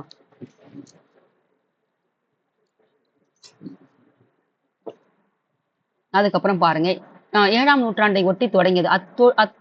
புத்தெழுச்சி பாத்தீங்கன்னா ஆண் பெண் கடவுள் இருக்காங்க இல்லையா, 2 ஆண் தெய்வம் இருக்கு, பெண் தெய்வம் இருக்கு. இந்த கடவுளுடைய பெயர்களை தொடர்ந்து ஓதுதல், அதாவது ஜெபிச்சுக்கிட்டே இருக்குதுன்னு சொல்லுவாங்க இல்லையா. கிறிஸ்தவர்கள் எந்நேரம் நாமத்தை ஜெபிச்சுக்கிட்டே இருக்குன்னு சொல்லிட்டு அதே ஓதுதல் என்ன சொல்லிக்கிட்டே இருக்குது, அதாவது சொல்லிக்கிட்டே ஓதிக்கிட்டே இருக்குது. இந்த ஓதுவார் கூட இப்ப இருக்காங்க பாருங்க, நிறைய மதத்தில் எந்த சமயத்தை சார்ந்தெல்லாம் படிச்சிருந்தா அந்த ஓதுதல் தொழில் அப்பாயின்மெண்ட் பண்ணியிருப்பாங்க. இதெல்லாம் நம்ம படிச்சிருப்போம். அதுக்கப்புறம் கடவுளர்களை புகழ்ந்து பாடு எப்படி சங்க காலத்துல புலவர்கள் மன்னர்களை புகழ்ந்து பாடி மன்னர்கள் கிட்ட இருந்து பொருள் வாங்கிட்டு பரிசு பெற்றாங்களோ அதே மாதிரி கடவுள் ஆழ்ந்த பக்தியால் என்ன பண்ணணும், கடவுளையே புகழ்ந்து பாடக்கூடியது வந்துடுச்சு. அதுதான் மத சின்னங்கள் அணிந்து கொள்வது, அந்தந்த சமயத்தை சார்ந்த சின்னங்கள். இப்போ கிறிஸ்டியன்னா பாத்தீங்கன்னா சிலுவை வச்சுப்பாங்க, இந்துக்கள்னா பட்டை போட்டுப்பாங்க, நாமம் போட்டுப்பாங்க, அதுக்கப்புறம் முஸ்லீம்னா தொப்பி போடுவாங்க, அதுக்கப்புறம் கையேந்தி அவங்க வணங்குற முறை வேறு, இந்த மாதிரி எல்லாம் இருக்கும். அதே மாதிரி அவங்களை அடையாள சின்னங்கள் அவங்களும் ஒரு அடையாளம் இருக்கும். அது மட்டும் இல்ல கடவுளுக்குடன் தொடர்புடைய புனித தலங்களுக்கு, அதாவது எந்தெந்த கடவுளுக்கும் இப்போ மெக்காவுக்கு போவாங்க எங்கன்னா முஸ்லிம்ஸ்லாம், கிறிஸ்டியன்ஸ்னா எங்க போவாங்கன்னா இந்த போப்பாண்டவர் இங்க ரோமுக்கு போவாங்க. இந்துக்கள் புனித தலங்கள்லாம் நிறைய இருக்குது. இப்போ பெரும்பாலும் எங்க இருக்குதுன்னு பாத்தீங்கன்னா ஹரிதுவாரு, அதுக்கப்புறம் பாத்தீங்கன்னா அதாவது எங்க உத்தரகாண்ட்ல நிறைய இருக்கும். அதுக்கப்புறம் நம்ம பூரி அங்க இருக்கும். அதுக்கப்புறம் ஒடிசாவுல, அதுக்கப்புறம் பாத்தீங்கன்னா கர்நாடகாவில நிறைய இருக்கும். அதுக்கப்புறம் குஜராத்ல இருக்கும். இந்த மாதிரி பல ஆன்மீக கடவுள் பயணங்கள் நிறைய இருக்கும். அதாவது பில்கிரிமேஜ்ன்னு சொல்லுவாங்க, புனித பயணங்கள் சொல்லுவாங்க. அந்த மாதிரி மேற்கொள்றது எல்லாம் இது எல்லாம் உள்ளடக்கியது தான் இந்த பக்தி இயக்கம்னு சொல்றாங்க. பக்தி இயக்கத்திற்கான டெஃபினேஷன் இதுதான். எதெல்லாம் பக்தி இயக்கம்னா இதெல்லாம் தான். ஒருத்தர் ஒரு கடவுளை வணங்கலாம், தொடர்ந்து கடவுளை பேரை சொல்லிக்கிட்டு இருக்கலாம், பாடலாம், தனக்கான சின்னத்தை கடவுளுக்கான சின்னத்தை வச்சுக்கலாம். இப்ப அம்மன்னா அம்மன் வேலை இருக்குது, முருகன்னா வேலை இருக்குது, அம்மன்னா என்ன சொல்றது அதுக்கு பேரு, அம்மன் கிட்ட ஒரு இது இருக்குமே, அந்த மாதிரி ஒருத்தருக்கு ஒரு கடவுளுக்கு ஒண்ணு இல்லையா, சிவன்னா இதெல்லாம். அப்போ கடவுளை சார்ந்து அவங்களும் அணிஞ்சுக்கிறாங்களே, பட்டை போடுறது, நாமம் போடுறது, இதெல்லாம். அப்போ தனக்கு சொந்தமான கடவுளை வழிபடும் பக்தனுக்கும் அக்கடவுளுக்கும் இடையேயான பரஸ்பர உணர்வு ரீதியிலான பற்றுதலுக்கும் அன்பிற்கும் பக்தி இயக்கம் சிறப்பு முக்கியத்துவம் கொடுத்தது. அப்போ நான் ஒரு கடவுளை வணங்குறேன், நான் ஒரு முருகனையே வணங்குறேன்னு வச்சுக்கோமா. அப்போ முருகனுக்கும் எனக்கும் அந்த பக்தனை யார் நான் வணங்கக்கூடியதான் பக்தன். அப்போ எங்க 2 பேருக்கு இடையிலான ஒரு பரஸ்பர ஒரு சுமூகமான ஒரு உணர்வு, அன்பான ஒரு உணர்வு, பற்று. அந்த உணர்வு எப்படி பார்த்தீங்கன்னா ஒரு பற்று அவர் மேல என்ன ஆகுதுன்னா, ஒரு பற்றுன்னா என்ன சொல்றது, அது அப்படியே அளப்பரியா பற்று, அப்படியே என்ன சொல்றது, பற்றி எடுத்துக்கிறது, அவரோட ஒட்டிக்கிறதுன்னு சொல்லுவோம் இல்லையா, அந்த மாதிரி ஒரு பற்றுனா இதையும் பொருள் கொள்ளலாம். அப்படி இல்லாட்டி அதாவது பற்றுனா நிறைய பொருள் ஆசை அதுதான் ஆசை ஆசையோடு அவரை படிச்சு வச்சுக்கிறது. அதுக்கப்புறம் அன்பு அதிக பற்றாலைன்னா ஒரு அன்பு வரும் இல்லையா? இப்ப நான் கூட கடவுளை வணங்கிட்டே இருக்கேன். வணங்கும் போது பாத்தீங்கன்னா ரொம்ப வணங்கி வணங்கி வணங்கி அவர் கூட என்ன ஆயிடும், ஒரு ஒரு இன்வால்மெண்ட் ஆயிட்டு அவர் நம்ம ஒரு இப்ப நம்ம பசங்களை எப்படி சொல்றோம், நல்லது சொன்னா நல்லா எனக்கு சந்தோஷம் சொல்லிட்டு அவர்கிட்ட பேசுவோம். நீ கெட்டது செஞ்சா நீ ஏன் இப்படி பண்ணன்னு திட்டுவோம். இந்த மாதிரி ஒரு கடவுளுக்கும் நமக்கு ஒரு பரஸ்பர உணர்வு இருக்குது இல்லையா? அதுதான் ஒரு பற்று. அதுதான் அந்த பற்றால் தான் ஒரு அன்பு இருக்குது. இதுதான் வந்து ஒரு பக்தி இயக்கத்தினுடைய முக்கிய சிறப்பு அம்சமாக கொடுக்கிறதுன்றாங்க. ஒண்ணும் இல்லம்மா. நம்ம வீட்ல ஒரு ஆன்மீகத்துல இருக்கோம். ஒரு கடவுள வணங்கும்போது, எந்த மாரியெல்லாம் உணர்வு ஏற்படுதோ, அதுதான் வந்து இந்த பக்தி இயக்கத்தினுடைய ஒரு இது. நம்ம சாமிய கும்பிடுறோம், ஏன் கும்பிடுறோம், எப்படி வந்துச்சுன்னு தெரிஞ்சுக்கலையா? அதனுடைய பேக்ரவுண்ட். ஒரு மொழின்னு படிக்கும்போது அதனுடைய பேக்ரவுண்ட் எப்படியோ, ஒரு வரலாறுன்னு படிக்கும்போது அதனுடைய பேக்ரவுண்ட் எப்படியோ, அதே மாரி தான் நீ சாமி கும்பிடுறியே, அதுக்கு என்ன பேக்ரவுண்ட் தெரியுமா? அப்படின்னு கேட்டா, இதுதான் அதனுடைய டெஃபினிஷன்மா. அதே மாதிரி பார்த்தீங்கன்னா, சூபி. எப்படி வந்துட்டு இந்துக்களுடையது, இந்த பக்தி இயக்கம் ஒரு உதாரணமா சொல்றாங்களோ, சூபி தத்துவமும் இதே போன்ற கருத்தையே போதிக்குதாம். அப்போ எப்படி நீ பக்தனுக்கும் இறைவனுக்கும் ஒரு பற்று, ஒரு அன்பு ஒரு இருக்குதோ, அதே மாரிதான் சூபி தத்துவம் இந்த கருத்தையே ஏத்துக்குதாம். அப்ப தொடக்க காலத்துல இந்த முஸ்லீம் இருக்காங்க இல்லையா? சூபி தத்துவத்தின் சமயத்தை சார்ந்த உலக பற்றுதலுக்கு எதிராக தோன்றியது. உலக பற்றுனா ஆசையே துன்பத்திற்கு காரணம் தான். ஒரு பொருள் மேல பற்றுனா என்னதுமா? ஆசை வைக்கிறது. அப்ப ஆசை என்னன்னு பார்த்தீங்கன்னா, ஆசை வைக்கிறதுக்கு எதிராக தோன்றியதுதான் இந்த சூபி தத்துவம். ஒரு மேல எது மேலயும் ஆசை வைக்காத, நாட்டம் வைக்காத, ஒண்ணும் இல்ல. பல கோடி சொத்துக்கள் மதிப்பு இருந்தா ஒண்ணும் இல்லம்மா. அந்த சிம்பிளா அந்த கொரோனா பேண்டமிக் டைம்ல பாருங்க, இருந்தவன், இல்லாதவன் எல்லாத்தையும் ஒரே குழியில தோண்டி ஜேசிபி போட்டு தான் வாரி போட்டு மூடுனாங்க. இதுல எங்கன்னா இருந்துச்சா? ஏதாவது இருந்துச்சா? இல்ல. இதை உணர்ந்தாங்கனாவே மக்கள் வந்துட்டு பாதி தப்பு செஞ்சு நாடு என்னையோ திருந்திருக்கணும். ஆனா அந்த நேரத்துக்கு தான் அதை பார்த்திருப்பாங்க. அதுக்கு அடுத்த நேரம் மறந்து கடந்து போயிட்டு இருப்பாங்க. அப்போ அதே மாதிரி தான் சுனாமி வந்துருச்சு. அவ்வளவு பேரையும் அள்ளிட்டு போச்சு. உணர்ந்தாங்களா? இல்ல. மக்கள் வந்துட்டு அது கடந்து போயிட்டாங்கன்னா மறந்து போயிடுறாங்க. அதாவது நேத்து சாப்பிட்டதை இன்னைக்கு மறக்கறாங்கன்னா, அவங்க எங்க 10 வருஷத்துக்கு செஞ்சதை உணர்வாங்க. இப்போ எடுத்துட்டு இருக்குது இப்ப பாருங்க. அந்த மாரி போயிட்டுருக்கு. நான் அதுக்கப்புறம் இந்த நம்ம இதெல்லாம் பேசலாம் அப்புறமா. இப்போதைக்கு சொல்றேன் பாருங்க. அதாவது எந்த ஒரு விஷயமா இருந்தாலும் மறக்காம அந்த மாதிரி அத இப்போ நான் ஒரு உதவி செய்றேன். அந்த உதவி செய்றேன்னா அத நினைக்கணும். அதுதான் ஒரு மனித தன்மை. அது மாரி அ அந்த மக்கள் மேல பற்று வைக்கிறதுனால இது ஏன் பற்று சொன்னேன்னா, ஒரு ஆசை தான் துன்பத்திற்கு காரணம். அப்ப ஆசை வைக்கும்போது, அந்த ஆசைய நம்ம எவ்ளோ பொருள் செய்கிறோம். அது ஒரு ஒரு நிமிஷம் வந்துட்டு எப்படி எப்படி போகுதுன்னே தெரியாது. அப்ப அந்த ஆசை வச்சு, அந்த பொருள் மேல பற்று வச்சு ஏதாவது பிரயோஜனம் இருக்கா? இல்ல. அதுதான் வந்துட்டு இந்த எதிர்க்கக்கூடிய ஒரு தத்துவம் தான் சூபி தத்துவம்னு சொல்லுவாங்க. அப்ப தீவிர உணர்ச்சி வயப்பட்ட பக்தி. இப்ப நான் கடவுளை வணங்குறேன். அதீத உணர்ச்சி மிக்க ஒரு எக்ஸ்ட்ரீம் லெவலுக்கு நான் என்ன செய்யணும்? அதிகமா உணர்ச்சி பொங்க அவரை வணங்குறேன். ஆழமான தியானம் பண்றேன். அதன் மூலமே வந்து கடவுளை உணர முடியும் என சூபி கோட்பாடு வந்து நம்புது. அதாவது சூபி கோட்பாடு என்ன சொல்லுதுன்னு பாத்தீங்கன்னா, தீவிரமா ஒரு உணர்ச்சி பெருக்கோட நான் கடவுள்கிட்ட அழுறேன், துதிக்கிறேன், கட்டி பிடிக்கிறேன், என்ன வேணாலும் பண்றேன். அது என்னுடைய உணர்ச்சி, பக்தி உணர்ச்சியினுடைய வெளிப்பாடு. அது எப்படி நான் தீவிரமா எக்ஸ்ட்ரீமா இருக்கு. அதே மாதிரி தியானம் பண்றது அதுவும் நல்ல ஆழமான டீப் சிந்தனையில தான் தியானம் பண்ண முடியும். அப்படியே மனசு இங்க போக, கண் இங்க திறக்க இதெல்லாம் தியானம் கிடையாது. 1/2 மணி நேரம் பண்ணாலும், 10 நிமிஷம் பண்ணாலும் ஆழ்ந்த சிந்தனையில ஒரு ஒரு புள்ளியில போய் இணைக்கிறது தான் தியானம். அப்போ அப்படி ஒரு உணரக்கூடியதுதான் சூபி கோட்பாடு வந்து நம்புதுன்னு சொல்றாங்க. இவ்வகையிலான தியானங்களே ஒரு பக்தனுக்கு கடவுளின் உண்மையான இயல்பை புரிந்து கொள்ள உதவும் என சூபிகள் வந்து நம்புறாங்க. அப்ப இந்த மாதிரி நீ ஒரு தியானம் பண்ணுனாதான் உனக்கும் அந்த கடவுளுக்கும் இருக்கிற அந்த உண்மையான அந்த ரிலேஷன் இருக்குதா, இயல்பை வந்துட்டு உண்மையான உன்னால புரிஞ்சுக்க முடியும் அப்படின்னு சொன்னது யாருன்னு பாத்தீங்கன்னா இந்த ஸ்தூபிகள். இவ்வாறு செய்தால் மட்டுமே உலக பிணைப்புகளிலிருந்து உன்னை ஒரு பக்தன் விடுபட முடியும் என்றும், அதுவே ஒரு கடவுளுக்கு இரண்டர கலக்க உதவும் என்றும் சூபிகள் வாதிட்டுறாங்க. அப்ப இப்படியெல்லாம் நீ செய்யறன்னா இந்த உலக பிணைப்புல இருந்து, அதாவது ஒன்றோடு ஒண்ணு இணைஞ்சு இணைஞ்சு ஒவ்வொன்றுக்கு மேலே பற்று வச்சுட்டு இருக்கியா, அதுல இருந்து நீ விடுபட்டு அதுக்கப்புறம் கடவுள் கூட நீ போயிட்டு கடவுளோட கடவுள் ஒன்று நீ ஒன்று இரண்டும் ஒன்றாக கலக்க உதவுறதுக்கு எதுன்னு பாத்தீங்கன்னா இந்த மாதிரி பற்று இல்லாம ஆழ்ந்த சிந்தனையோட, அதாவது அதாவது தீவிர உணர்ச்சியோடையும் ஆழ்ந்த சிந்தனையோடு நீ வழிபட்டா கடவுளோட கலக்க முடியும். இந்த உலக அந்த பிணைப்பிலிருந்து விலக முடியும். இதுதான் வந்துட்டு பக்திக்கான ஒரு உண்மையான பக்தி அப்படின்னு சொல்லிட்டு சொல்றாங்க. யாருன்னா இந்த ஸ்தூபிகள். அதுக்கப்புறம் இந்து, இஸ்லாம் ஆகிய இரு சமயங்களிலும் அறிவு நிலை கடந்த சமய இயக்கங்களும் இப்போ அறிவுபூர்வமாக சில கருத்துக்கள் வைக்கிறாங்க இல்லையா? அதுவும் கடந்து அது இல்லாம சமய இயக்கங்கள், இந்த அறிவு நிலை இல்லாமல் சமயம் இயக்குங்க. புத்த சமயம், சமண சமயம், கிறிஸ்தவ சமயம், இந்த மாதிரி சமயங்கள் அடிப்படையிலும் சில இயக்கங்கள் வந்து நடந்தது. அறிவுபூர்வமாக இல்லாமல், அந்த சமயத்தை அடிப்படையிலும் சில இயக்கங்கள் வந்து சமய இயக்கங்கள் வந்து நடைபெற்றன அப்படின்றாங்க. அப்ப தங்களுடைய போதனைகளில் வெவ்வேறு சமயங்கள் சார்ந்த கூறுகளையும் சேர்த்துக் கொள்வதில் அவர்கள் தயக்கம் காட்டவில்லை. அப்போ அவங்கவங்களுடைய போதனைகள்ல பல சமயங்கள் இருந்துச்சு. ஒரு சமயங்கள் கிடையாது. இந்த மாரி அறிவு சார்ந்த சமயங்களும் இருந்துச்சு. அதே மாரி சமயத்தை சார்ந்த அதாவது அந்த அறிவு இல்லாம அந்த அந்த சமயத்தின் அடிப்படையில இயக்கங்கள் செயல்படுது இல்லையா? அப்போ ஒவ்வொரு இயக்கங்களிலிருந்து நல்ல போதனைகள் இருக்கும். இப்ப பைபிள்ல ஒண்ணு இருந்திருக்கும், குரான்ல ஒண்ணு இருக்கும், பகவத்கீதால ஒண்ணு இருந்திருக்கும், புத்த சமயத்துல சில கோட்பாடுகளும், சமண கோட்பாடுகள் இருந்திருக்கும், அதுக்கப்புறம் சூபிக்கள் அதுல இருந்திருக்கும். அது மாதிரி நிறைய கோட்பாடுகளை பலதுல இருந்து எடுத்துக்கிட்டு இவங்க அதுலயும் வந்து தயக்கம் காட்டல. எடுத்துக்கிறதுக்கு ஒரு நல்ல கருத்துக்கள் எங்க இருந்தாலும் எடுத்துக்கிட்டாங்க அவ்வளவுதாம்மா. அப்போ இது என்ன சொல்றான்னு பாத்தீங்கன்னா, ஹரிதாசர் என்பவர் இந்துக்களும் இஸ்லாமியரும் கடவுளை வெவ்வேறு பெயர்களில் அழைத்தாலும் இருப்பது ஒரே ஒரு கடவுள் மட்டுமே என்று ஹரிதாசர் சொல்றார். நீ இந்துவானா இரு, நீ கிறிஸ்டினானா இரு, நீ முஸ்லிமானா இரு, எந்த பெயர்களானே சாமியை அமைச்சுக்கோ, ஆனா கடவுள் என்பது ஒருத்தர் தான், நீ பெயர் தான் பலதை வச்சுட்டு இருக்கே அப்படின்னு சொல்லிட்டு ஹரிதாசர் வந்து சொல்றாரு. எவ்வளவு அருமையா இருக்குது பாருங்கம்மா. அதாவது உன் ஜாதி, உன் மதம், என் மதம், உன் கடவுள், என் கடவுள், இப்படியெல்லாம் தாண்டி எவ்வளவு ஒரு சுருக்கமா கொடுத்திருக்காங்க பாருங்க. இதுக்கப்புறம் இந்த பாடத்தை படிக்கிறவங்க எல்லாம் இந்த மாதிரி இதெல்லாம் வச்சுக்காதீங்கம்மா. தமிழகத்தில் பக்தி இயக்கம் ஆய்வார்களும் நாயன்மார்களும் எப்படின்னு இப்ப பக்தி இயக்கத்தை தமிழகத்துல பாத்தீங்கன்னா இரண்டாக பிரிக்கிறாங்க. ஒண்ணு வந்து ஆழ்வார்கள், இன்னொன்னு வந்து நாயன்மார்கள். இவர்களால தமிழகத்தில் உருவாக்கப்பட்டதுதான் பக்தி இயக்கம். சரியா? அப்போ ஆழ்வார்கள் எத்தனை பேருன்னு பாத்தீங்கன்னா 12 ஆழ்வார்கள் இருந்திருப்பாங்க. நாயன்மார்கள் எத்தனை பேருன்னு பாத்தீங்கன்னா 63 நாயன்மார்கள் இருந்திருப்பாங்க. எப்படி இதுல ஒரு 3 முக்கிய ஆழ்வார்கள் இருந்திருப்பாங்க 12 பேர்ல. அதே மாதிரி பாத்தீங்கன்னா இதுல ஒரு 3 பேர் முதல்ல வச்சுக்கலாம். அதுக்கப்புறம் கொஞ்சம் கொஞ்சமா பிரிப்பாங்க. முதல் 3 ஆழ்வார்கள், அதுக்கப்புறம் 3 6 4 5 6 இருந்து ஒரு ஆழ்வார் இப்படி வந்து தனித்தனியா பிரிச்சிருப்பாங்க. ஆனா நம்ம 3 ஆழ்வார்கள் மட்டும் பார்க்கலாமா. அதுக்கப்புறம் இதுல எத்தனை நூல்கள், இது எத்தனை நூல்கள் இப்படி பிரிச்சிருப்பாங்க. அப்போ அதுல இருந்து வந்துட்டு இந்த ஆழ்வார்கள் இருந்து என்ன பண்ணுவாங்கன்னு பாத்தீங்கன்னா இது வந்துட்டு இரண்டாக பிரிப்பாங்க. இது வந்துட்டு முதல்ல பக்தி இயக்கத்தை 2 இப்படி பிரிச்சுட்டு, அப்ப ஆழ்வார்கள் பாத்தீங்கன்னா இவங்க வணங்கக்கூடிய சாமி எதுன்னு பாத்தீங்கன்னா பெருமாள். பெருமாள் தான் வந்து விஷ்ணுவின் அவதாரம் தான் வந்து பெருமாள்.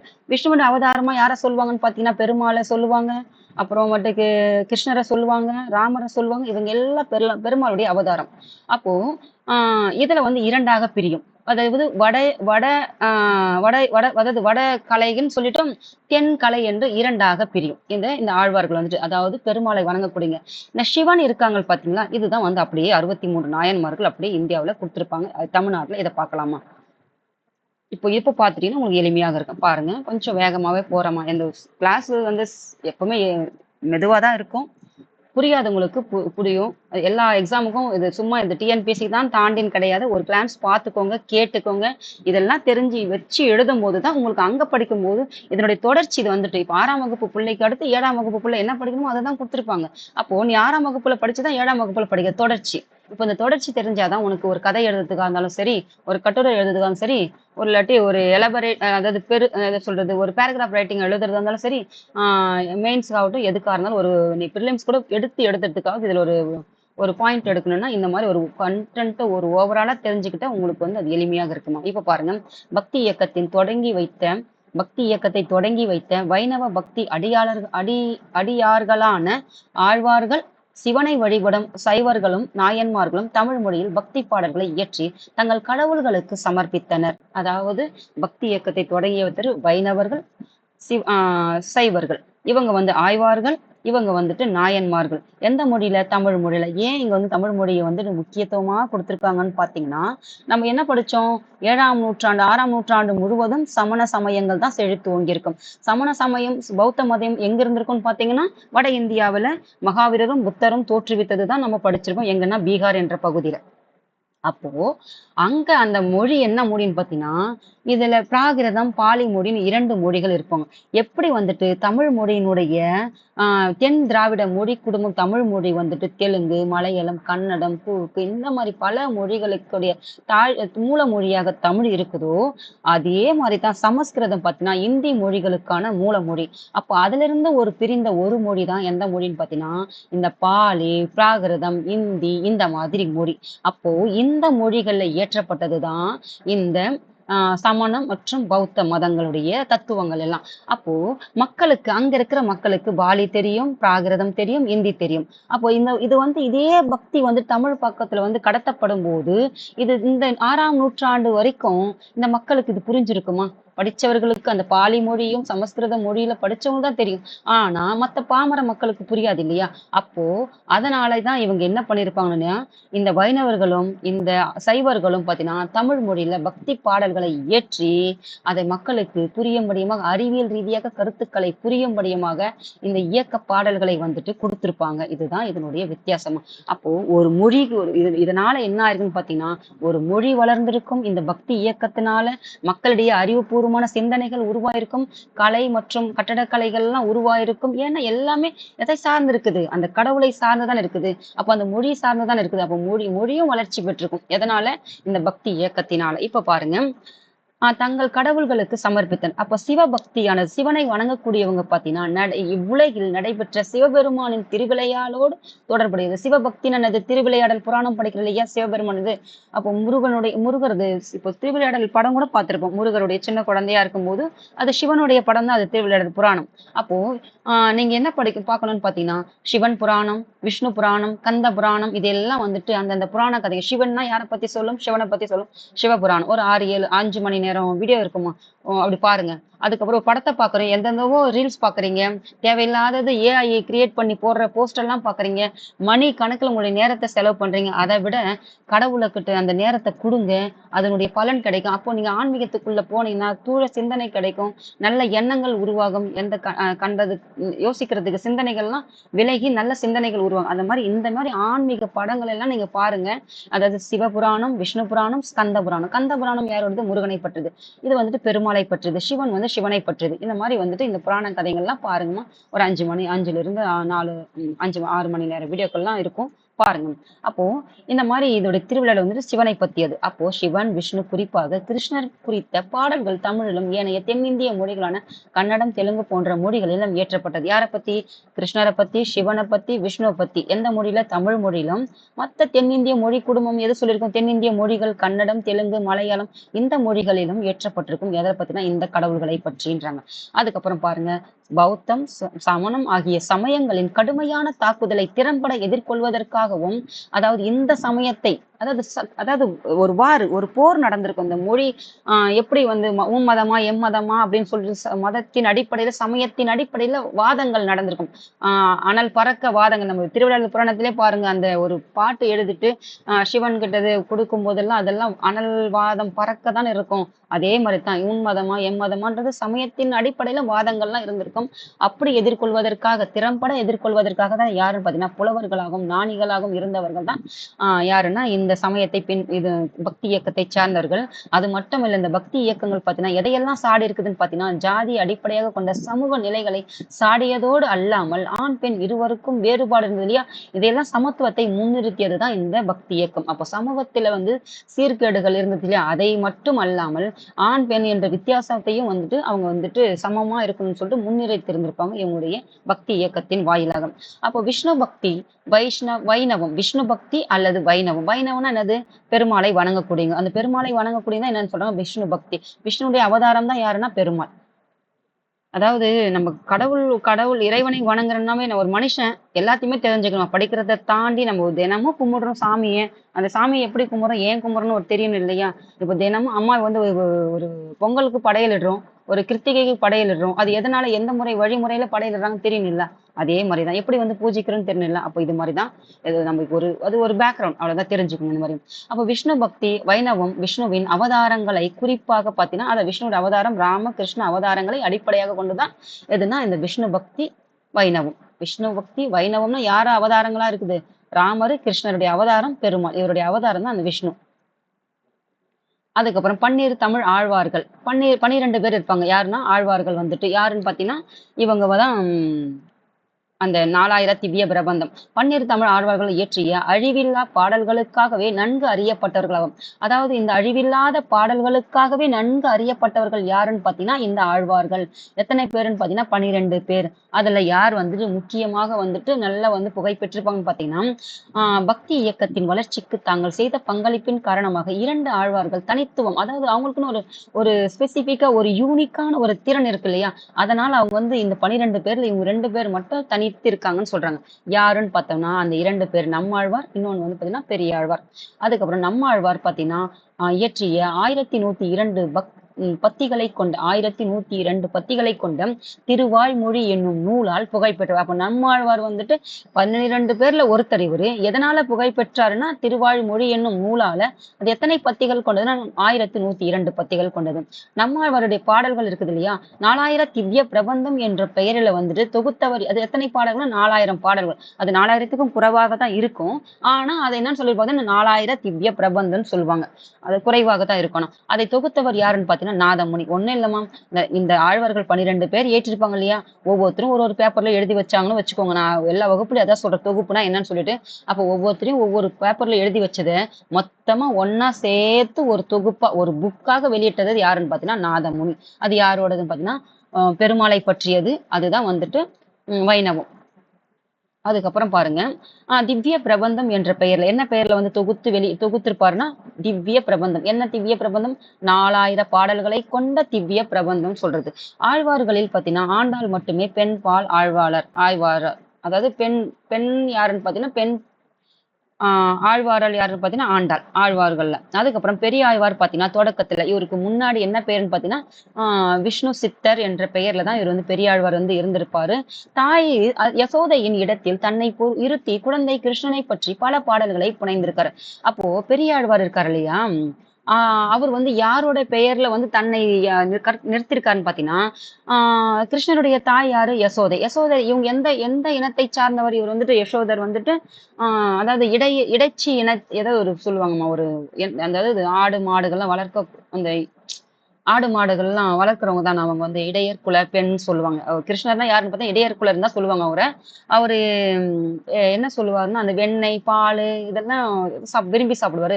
ஏன்னா அந்த பால் மாடு தயிர் இது கூடவே அவர் உயர்ந்து இருப்பாரு. அதனாலதான் அந்த வெண்ணெய் எல்லாம் வழிச்சு சாப்பிடுற மாதிரி கிருஷ்ண ஜெயந்திக்கெல்லாம் நம்ம பார்த்திருப்பீங்க. அப்போ இவர் எந்த எந்த அந்த ஏதோ ஒரு சமயம் சொல்லுவாங்க, அது ஞாபகமே வரல, பேர் வரல, எந்த பகுதி ஆட்சி செஞ்சவங்கன்னு சொல்லிட்டு ஞாபகம் வரல. நீங்க யாருன்னா தெரிஞ்சிருந்தா இதெல்லாம் நீங்க மகாபாரதம் அப்படின்னா கிருஷ்ணனுடைய கதைகள் எல்லாம் பார்த்துட்டீங்கன்னா தெரிஞ்சுக்கும், பாருங்க. அதுக்கப்புறம் யசோதையோட கிருஷ்ணனுடைய அம்மாவுடைய அந்த இடத்துல பொருத்தி தான் வந்து பெரியார் வந்து அந்த அந்த ரோல் வச்சிருப்பாரு. யாரு? யசோதை என்ற ரோல்லையும் கிருஷ்ணரை வந்து தன்னுடைய குழந்தையாகவும் பொருத்தி வந்துட்டு ஒரு அம்மா வந்து குழந்தையை வந்து பாடினா எப்படி பாடுவாங்க அந்த மாதிரி பாடுறதுதான். அப்போ கடவுளா பாடாம தன்னுடைய குழந்தை வந்து ஒரு அம்மா பாடினா எப்படி இருக்கும் அந்த மாதிரி பாடுறாரு. யசோதையின் இடத்துல இருந்து பாடுறாரு யாருன்னா நம் பெரியாழ்வார். அப்ப திருவல்லிபுத்தூர் கோவில் துளசி தோட்டத்தில் பெரியாழ்வார் ஆண்டாளை குழந்தையாக கண்டெடுத்து தனது குழந்தையாக ஏற்றுக்கொண்டதாக கூறப்படுது. அப்போ திருவல்லிபுத்தூர் கோவில் இருக்குது இல்லையா, திருவல்லிபுத்தூர் எந்த டிஸ்ட்ரிக்ட் வருதுன்னு பாருங்கம்மா. அங்க ஒரு துளசி தோட்டம், அதாவது பூ தோட்டங்கள்லாம் இருக்குது. அது துளசி தோட்டத்துல ஆண்டாளை வந்து கண்டெடுத்து தன்னுடைய குழந்தையாகவே ஏற்றுக்கொண்டு வளர்க்கிறான்னு சொல்றாங்க. அப்ப கோவில்களின் நகரமான திருவில்லிபுத்தூர், கோவில் நகரம் எதுன்னு பாத்தீங்கன்னா திருவில்லிபுத்தூர். அதுல வளர்ந்து இப்ப கோவில்லையே பிறந்தா கோவில்லையே வளர்ந்தான்னா அவருடைய எண்ணம் ஃபுல்லா எப்படி இருக்கும்? அதான் சொல்றேன்னு அதாவது சந்திரமுகியா மாறின கதை தான். அதே மாதிரிதான் நம்ம என்னவா இருக்கிறோமோ அதை சுத்தி தான் நம்முடைய எண்ணங்களும் சரி நம்முடைய செயல்களும் சரி அப்படிதான் இருக்கும். அதனால நல்ல நல்ல கதைகளை நல்ல நல்ல புத்தகங்களை வாசிக்கணும். ஸ்கூல் புத்தகத்தை தாண்டி நல்ல புத்தகங்களை வாசிக்கிற பழக்கத்தை கொடுங்க. நாங்கெல்லாம் படிக்கும் போது பாத்தீங்கன்னா இந்த டிவி எல்லாம் அந்த போன் எல்லாம் கிடையவே கிடையாது. நல்ல நல்ல புத்தகம் வார புத்தகம், இந்த கண்மணி, ராணி புத்தகம், அதுக்கப்புறம் பாத்தீங்கன்னா இந்த கிரைம் நாவல் இதெல்லாம் கூட நிறைய படிச்சிருக்கோம் நாங்கெல்லாம். அந்த மாதிரி புத்தகங்களை வாசிங்க. உங்களுக்கு என்ன புத்தகம் குமுதம் இந்த மாதிரி புத்தகங்கள்ல கண்மணி எல்லாம் மாதத்திற்கு ஒன்றுன்னு நினைக்கிறேன், மறந்து கூட போச்சு, அதெல்லாம் சின்ன வயசுல படிச்சது. அந்த மாதிரி புத்தகங்களை வாசிங்க, நிறைய புத்தகங்களை படிங்க. இப்ப இருக்கிற லீடர்ஸ் எல்லாம் படிங்க. எப்படி வந்து நம்ம அரசியல் சூழ்நிலை எப்படி இருக்குது அதை பத்தி தெரிஞ்சுக்க, நாட்டு நடப்புகளை பாருங்க, என்ன நடக்குதுன்னு தெரிஞ்சுக்க, எது சரி. அதாவது ஒரு விஷயமா இப்போ ஒரு விஷயம் வந்துட்டு கண்மூடித்தனமா நம்புறதை தாண்டி உண்மை தன்மை என்னன்னு தெரியும் இல்லையா, அந்த பகுத்து ஆய்வு செய்யக்கூடிய கல்விதான் இந்த கல்வி இருக்கணுமே ஒழிய படித்திருந்தாலும் கண்மூடித்தனமா அந்த ஏஐ போடுறத போயிட்டு அது பின்னாடியே ரீல்ஸ் தள்ளிக்கிட்டே அதை நம்புறதை விட உங்களுக்கு உண்டான நேரத்தை வந்து செலவழிங்கம்மா. இப்ப பார்த்தீங்கன்னா, பசங்க எப்படி சொல்றதுன்னே தெரியல. அந்த ரீல்ஸ் மோகத்துல அப்படி இருக்கீங்க. அதை தாண்டி உங்களுடைய படிப்புல கவனத்த செலுத்துங்க. அதுதான் உங்கள வாழ வைக்கும். யார் என்ன பண்ணாலும், எத்தனையோ எவ்வளவோ சம்பாதிச்சு வச்சிருந்தாலும், தன் கை மட்டும் தான் தனக்கு உதவி. அதனால அத புரிஞ்சு, உங்களுடைய கை மட்டும் தான் உங்களுக்கு உதவி செய்யுமே கண்டி, யாரோட கையும் உங்களுக்கு உதவி செய்யாது. அதனால நேரத்தை வந்துட்டு பொன் போன்ற பயன்படுத்தி, எந்த ஒரு தவறான அந்த அந்த ரீல்ஸ்க்கோ, அதையெல்லாம் உங்க நேரத்தை வந்து செலவழிக்காம, ஒரு பயனுள்ள வகையில மாத்திக்கங்க. தேடுங்க, நெறைய படிங்க, புத்தகம் படிங்க. நெறைய நெறைய விஷயங்கள் வந்துட்டு கொட்டி கிடக்குது. சோசியல் மீடியால அத பாருங்க. இந்த மாரி கரண்ட்ல என்ன நடக்குது? நாட்டுல என்ன நடக்குது? எது சரியா? தப்பா? கரெக்ட்டா போகுதா? இந்த மாரிலாம் தெரிஞ்சு பார்த்து தெரிஞ்சுக்கோங்க. இதுவரைக்கும் நீங்க பார்க்கலனா கூட, இனிமே பாருங்க. ஏன்னா, இந்த பார்க்காத என்னதான் 3 டிகிரி, 4 டிகிரி வச்சிருந்தாலும், படிக்காத ஒரு சூழ்நிலை தான் நீங்க வளர்ந்திருக்கீங்க, படிச்சிருக்கீங்க. அந்த கல்வியால 20% நீங்க 100% தமிழ்நாடு ஒரு மத்த ஸ்டேட்ட காட்டிலும் ஹையர் எஜுகேஷன்ல ஃபர்ஸ்ட் பிளேஸ்ல இருந்தாலும் 100%த்துல 80% பேர் பார்த்தீங்கன்னா, புரிதலே இல்லாம தான் படிக்கிறீங்க. அந்த 20% புரிதலோட படிச்சவங்க, அவங்க தான் வந்து எல்லாத்துலயும் புரிதலோடு இருக்காங்க. அதனால இனிமே படிச்சீங்கன்னா, ஒரு கற்ற கல்வியால உங்களுக்கு ஒரு வாழ்க்கைக்கு ஒரு பயன் குடுக்குற மாரி அந்த கல்வியா இருக்கணுமே ஒழிய, சும்மா கண்டதெல்லாம் பார்த்துட்டு, கண்டதுக்காக நேரத்த செலவழிச்சு, வாழ்க்கையில வந்துட்டு எதையுமே பண்ணாத நேரத்த வினயம் விரயம் ஆக்காதீங்கம்மா. இப்ப பாருங்க. இதெல்லாம் அதான் அதனால என்ன சொல்றான்னு பார்த்தீங்கன்னா, அந்த எப்படி எங்க வளர்ந்தது அங்க, பிறந்தது அங்க. அப்போ அந்த தெய்வீக பற்றில தான ஒரு அந்த சிந்தனை இருக்கும். அதே மாரி தான் நீங்க எதை பார்க்கிறீங்களோ, அதுவா தான் நீங்க ஆகுவீங்க. எதை தேடுறீங்களோ, அதுதான் உங்களுக்கு கிடைக்கும். அதனால நல்ல விஷயங்கள தேடுங்க. நல்லத பாருங்க. நல்லது, கெட்டத வந்து அனலைஸ் பண்ணி பிரிக்கிறதுக்கு கத்துக்கோங்க. அந்த கல்வி அதுக்கு தான் உதவணும் உங்களுக்கு. அது இல்லாம தப்பே செஞ்சாலும் அது யாரா இருந்தாலும் சரி, தப்பு செஞ்சா தட்டி கேட்கிற அந்த மனப்பக்குவத்த வளர்த்துக்கோங்கம்மா. எதற்குமே தயங்காதீங்க. தைரியமா இருங்க. நம்ம தப்ப தான் சுட்டி காட்ட போறோம். சரியா இருந்தா ஏத்துக்க போறோம். இந்த மனப்பக்குவத்தெல்லாம் வளர்த்துக்கோங்க. ஒரு ஒரு பசங்களா இருந்தாலும் சரி, பெரியவங்களா இருந்தாலும் சரி. நமக்கு என்னன்னு கடந்து போனா, அப்போ நீயே கடந்து போனா நாளைக்கு உனக்கு யார் வந்து நிப்பா? இதுதான் இதுதான் கேள்விக்குறி. அதனால எதுவுமே எனக்குன்னு போடாத. சுயநலமா இல்லாம பொதுநலமா பாருங்க. எந்த ஒரு விஷயமா இருந்தாலும். பாருங்கம்மா இப்போ. அப்போ நாச்சியார் பாருங்க, திருப்பாவை. அதாவது ஆண்டாள் என்பவர் பாருங்க, ஆட்சி புரிபவள் என்று பொருள். ஆண்டாளுக்கு என்ன பொருள் பார்த்தீங்கன்னா, ஆட்சி புரிபவள். திருப்பாவை யாருன்னு பார்த்தீங்கன்னா, கிருஷ்ணனை அடையக்கூடிய வழியானது தான் இந்த பாவையில இருக்காம். திருப்பாவை வந்துட்டு கிருஷ்ணனை அடையும் வழி. அதாவது வந்துட்டு நம்ம இந்த திருப்பாவை வந்துட்டு பார்த்தீங்கன்னா, காலையில இந்த மார்கழி மாதத்துல நாச்சியார் திருமொழி, அதுக்கப்புறம் திருப்பாவை இதெல்லாம் மார்கழி மாதங்கள்ல வந்துட்டு சீக்கிரமா வந்து எழுந்துச்சு அந்த கடவுள அடையக்கூடியதான கோவிலுக்கு போவாங்க. அப்ப அதுதான் இது. மார்கழி மாதங்கள்ல பாடக்கூடிய ஒரு பாட்டு தான் இது திருப்பாவை. கோவில்கள்ல வந்துட்டு கடவுளை வந்து அந்த அடையக்கூடிய வழிக்கான பாடல்கள் தான் இதுல இயற்றப்பட்டிருக்கும். எப்படியெல்லாம் நீ கடவுளை வணங்கணும் அந்த மாதிரி ஒரு பாடல் தான். அதே மாதிரி நாச்சியார் திருமொழி பார்த்தீங்கன்னா, பெண்ணினுடைய புனித பாடல்கள். அதாவது பெண்ணுக்கான புனித பாடல்கள் தான் இந்த நாச்சியார் திருமொழி. ஆகிய இரண்டும் ஆண்டாளின் புகழ்பெற்ற கவிதை நூல்கள். திருவரங்கம் கோவிலில் உள்ள விஷ்ணுவின் அவதாரம். அதாவது திருவரங்கம் இருக்குது. இந்த திருவரங்கம் எந்த இதுன்னு பார்த்தீங்கன்னா, திருச்சி வரணுமா? இல்ல பாருங்க, தேடி பாருங்க. திருச்சியில தான் வந்து திருவரங்க கோவிலுடைய விஷ்ணுவுடைய அவதாரம் யாரு? அரங்கநாதன். நடராஜன் சொல்லுவாங்க இல்லையா? நடராஜன், தில்லை நடராஜன் சொல்லுவாங்க இல்லையா? அவர்தான். அப்போ அவருடைய மீதான காதலை ஆண்டாள் தனது பாடல்களில் வெளிப்படுத்தினார். அப்போ திருவரங்க கோவில்ல இருக்கிறது யாருன்னு பார்த்தீங்கன்னா விஷ்ணு. அவருடைய அவதாரம் யாருன்னு பார்த்தீங்கன்னா அரங்கநாதன். அவர் மீது காதல் கொண்டதுனால வந்து தமிழ் மீது காதல் வருது. கடவுள் மீது காதல் வருது. குழந்தை வருது. குழந்தை எத்தனையோ பாவிக்கிறோம் இல்லையா? அது எதனால? அது அந்த அன்பு அதிகமாகனால தான் இதெல்லாம் தோன்றதுக்கு காரணம். அப்போ ஆண்டாள் தனது பாடல்களில் வெளிப்படும் தமிழ்நாட்டில் வைணவ திருமண விழாக்களின் போது இப்பாடல்கள் பயன்படுத்தப்படும். இங்க ஒண்ணு தெரிஞ்சுக்கணுமா?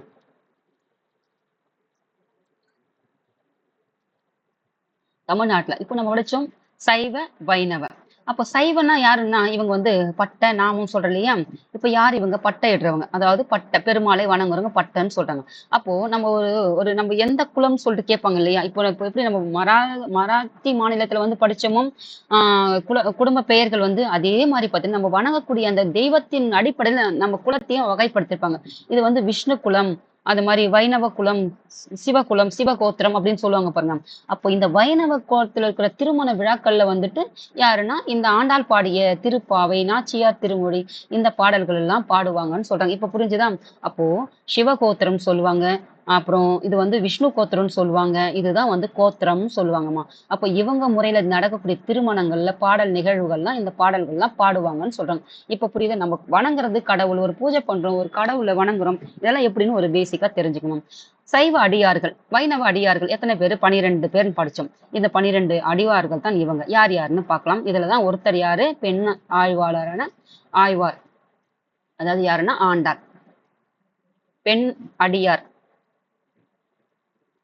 வைணவ. அதாவது முதல் 3 ஆழ்வார்கள் யாருன்னு பார்த்தீங்கன்னா, பொய்கை ஆழ்வார், பூதத்தாழ்வார், பேயாழ்வார். நம்ம மறக்குதுன்னா, இதெல்லாம் உங்களுக்கு இப்போ இலக்கியங்கள், பக்தி இலக்கியம்லாம் எடுத்துட்டாங்க. ஆனாலும் உங்களுக்கு அது ஒரு ஒரு எதுக்கோ ஒரு கரண்ட் அஃபேர்ஸ் கூடவோ, இல்லாட்டி யூனிட் 6 கூடவோ, ஹிஸ்ட்ரி கூடவோ, தமிழ் கூடவோ எதுக்கோ ஒண்ணு பொருந்தும். அந்த பேசிக் தெரிஞ்சுக்கலாம். இப்ப எப்போ உருவாச்சுன்னா தெரிஞ்சுக்கிறீங்கல்ல? பக்தி இயக்கம் எப்படி வந்து தமிழ்நாட்டுல வந்ததுன்னா தெரிஞ்சு எந்த எந்த காலகட்டத்துல யாரோட ஆட்சி காலத்துல வந்துச்சு அப்படி தெரிஞ்சுக்கணுமா. சும்மா படிங்கம்மா. இதெல்லாம் படிக்காதெல்லாம் எந்த பாடத்தையும் ஒமிட் பண்ணாதீங்கம்மா. பொய் பொய் தான் முதல்ல வருதுன்னு வச்சுக்கோங்க. பொய் பேசினா என்ன வருது? பூதம் வருது, பேய் வருது. இந்த பொய்யா பேயான் பூதமா பேயான் வரும்போது நம்ம அகர வரிசை படிக்கிறோம் இல்லையா? பூ தானே முதல்ல வருது, அதுக்கப்புறம் தானே பேய் வருது, அப்படி ஞாபகம் வச்சுக்கோங்க. ஆனா பொய்ன்றது பொய் சொன்னா பூதமும் வரும், பேயும் வரும். ஆனா பொய் தான் முதல்ல வருது. நம்ம பொய் பேசினா பூதம் வந்து பேய் வரும் அப்படின்னு ஞாபகம் வச்சுக்கோங்கம்மா. அதுக்கப்புறம் மற்ற ஆழ்வார்கள்லாம் யாருன்னு பார்த்தீங்கன்னா, திருமழிசை ஆழ்வார், பெரியாழ்வார், பெரியாருடைய ஆண்டாளுடைய அப்பா, அதாவது வளர்ப்பு தந்தை. அதுக்கப்புறம் பார்த்தீங்கன்னா தொண்டரடி பொடியாழ்வார், திருமங்கையாழ்வார், திருப்பானாழ்வார், குலசேகராழ்வார். குலசேகராழ்வார் ஒரு அரசர். இவர் வந்துட்டு குலசேகரப்பட்டினம், அதாவது எந்த பகுதியில ஆட்சி புரிந்த மன்னர்னு பாருங்கம்மா. அப்புறம் நம்மாழ்வார். நம்மாழ்வார் யாருன்னு சொல்லிட்டு படிச்சோம். அப்புறம் மதுர கவிழாழ்வார், அதுக்கப்புறம் மற்றும் ஆண்டார். இவங்க எல்லாம் படிச்சு. இப்போ சைவ அடியார்கள் எத்தனை பேர்னா 63 நாயன்மார்கள் தான் சைவ. இவங்க வந்து பாத்தீங்கன்னா சிவனை வழங்கக்கூடிய ஆழ்வார்கள் தான் இவங்க. இந்த கோவில்கள்ல பாத்தீங்கன்னா பெரும்பாலும் பாத்தீங்கன்னா இந்த 63 நாயன்மார்களுடைய சிலைகள் வந்துட்டு வச்சிருக்காங்க. ஏன் வந்து அவங்களையும் வழிபடுறாங்க?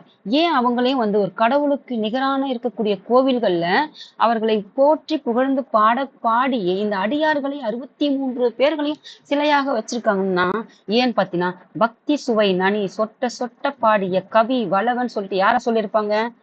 சேக்கியாரை வந்து சொல்லியிருப்பாங்க. ஏன்னா பெரிய புராண நூலை வந்து அந்த அளவுக்கு வந்துட்டு ஒரு சுவை சொட்ட சொட்ட இருக்கிறதுனால. அப்போ அந்த அளவுக்கு கடவுள் மீது வந்து பக்தி உணர்வு ஏற்பட்டு ஒரு பாடல் வந்துட்டு கடவுளுக்கும் இந்த அடியார்களுக்கும் ஒரு பற்று அந்த அளவுக்கு ஒரு ஒரு பற்று இருக்குதுன்னா, அப்போ கடவுள் கூட எந்த அளவுக்கு பற்று இருந்தா அந்த கடவுளோட இடத்துலயே உங்களுக்கு கொடுத்துருப்பாங்கன்றது அப்படி பாருங்க.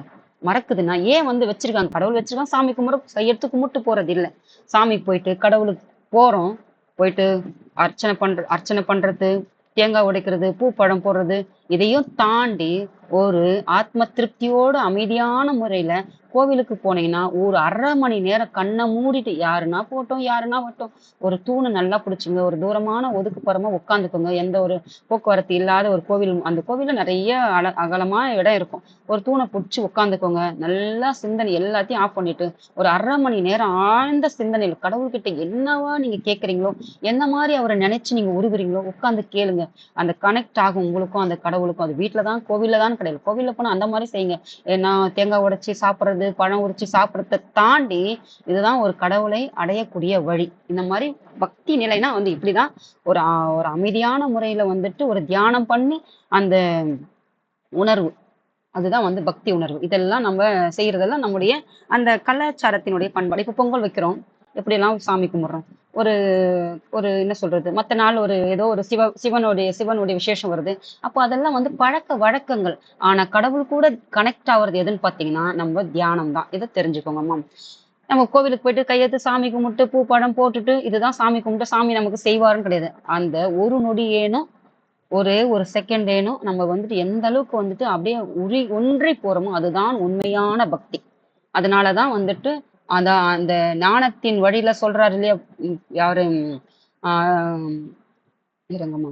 சமணம், பௌத்த சமயம் அதில் தானே அவங்களுக்கு அறிவு பெற்றது. அதே இதுலதான் வந்து இவங்க வந்துட்டு அவங்க வந்துட்டு அறிவை கொடுத்தாங்க. இவங்க வந்துட்டு பக்தியை கொடுக்குறாங்க. அவ்வளவுதான் வித்தியாசம். அதுக்கப்புறம் பாருங்க, தென்னிந்திய கோவில்களில் மரபு வழின்னா என்னது? முன்னோரா சொல்லிட்டு வந்ததுதான் மரபுன்னா என்னது? பழமை. வைதீகம்னாலும் பரமை, மரபுனாலும் வழி வழியா சொல்லிட்டு வந்த கதை. அந்த கதையின்படி நாயன்மார்கள் 63 பேர்ன்னு சொல்லிட்டு அப்படியே வழி வழியா வந்திருக்கு சொல்லு கதை. அப்படி அவர்களில் பார்த்தீங்கன்னா ஞானசம்பந்தர், அப்பர், சுந்தரர் இது 3 பேர் என்னன்னா மும்மூர்த்திகள் என்று அழைக்கப்படுவார்கள். ஆகியோர் தென்னிந்திய கோவில்களில் சிலை வழிபாடும் செய்யப்படுறாங்க. இவங்க சிலை வழிபாடு இருக்குதுன்றாங்க. நாயன்மார்களின் பாடல்கள் அனைத்தையும் நம்பியாண்டார் நம்பி கிபி 1000த்துல தொகுத்ததாக கூறப்படுது. அப்ப இவர்களுடைய நாயன்மார்கள் இருக்காங்க 63 பேர் ஏற்றின பாடல்கள், அதை அனைத்தையும் அங்கங்க ஒவ்வொரு பேப்பர்ல எழுதி வச்சுட்டாங்க. ஒரு ஓலைச்சுவடியில் எழுதி வச்சுட்டாங்கன்னு வச்சுக்கோங்க. அதை மொத்தமா ஒரு புக்கா தொகுத்தது யாருன்னு பாத்தீங்கன்னா நம்பியாண்டார் நம்பி. அதுதான் என்னன்னு தொகுத்திருப்பாருன்னு பாத்தீங்கன்னா சைவ புனித நூல்கள் திருமுறையின் அடிப்படையாக உள்ளது. அதாவது சைவத்தினுடைய புனித நூல் எதுன்னு பாத்தீங்கன்னா திருமுறை. அதுதான் இதன் அடிப்படை நூலாக விளங்கியதுன்னு பாத்தீங்கன்னா இந்த திருமுறைகள். அப்ப திருமுறைகள் எத்தனைன்னு பாத்தீங்கன்னா 12 நூல்களை கொண்டதுதான் திருமுறை. 11 நூல்கள் யாரு தொகுத்திருப்பார்னு பாத்தீங்கன்னா நம்பியாண்டார் நம்பி. மீதமுள்ள ஒரு நூலை 12வது திருமுறையாக தொகுத்தவர் யாருன்னு பாத்தீங்கன்னா சேக்கியாருடைய பெரிய புராணம். இவருடைய காலம் என்ன, இவங்களுடைய காலம் என்ன அப்படின்றத தெரிஞ்சுக்கோங்கம்மா. அப்படியே எழுதி வச்சுக்கோங்க. ஆதிசங்கரர்.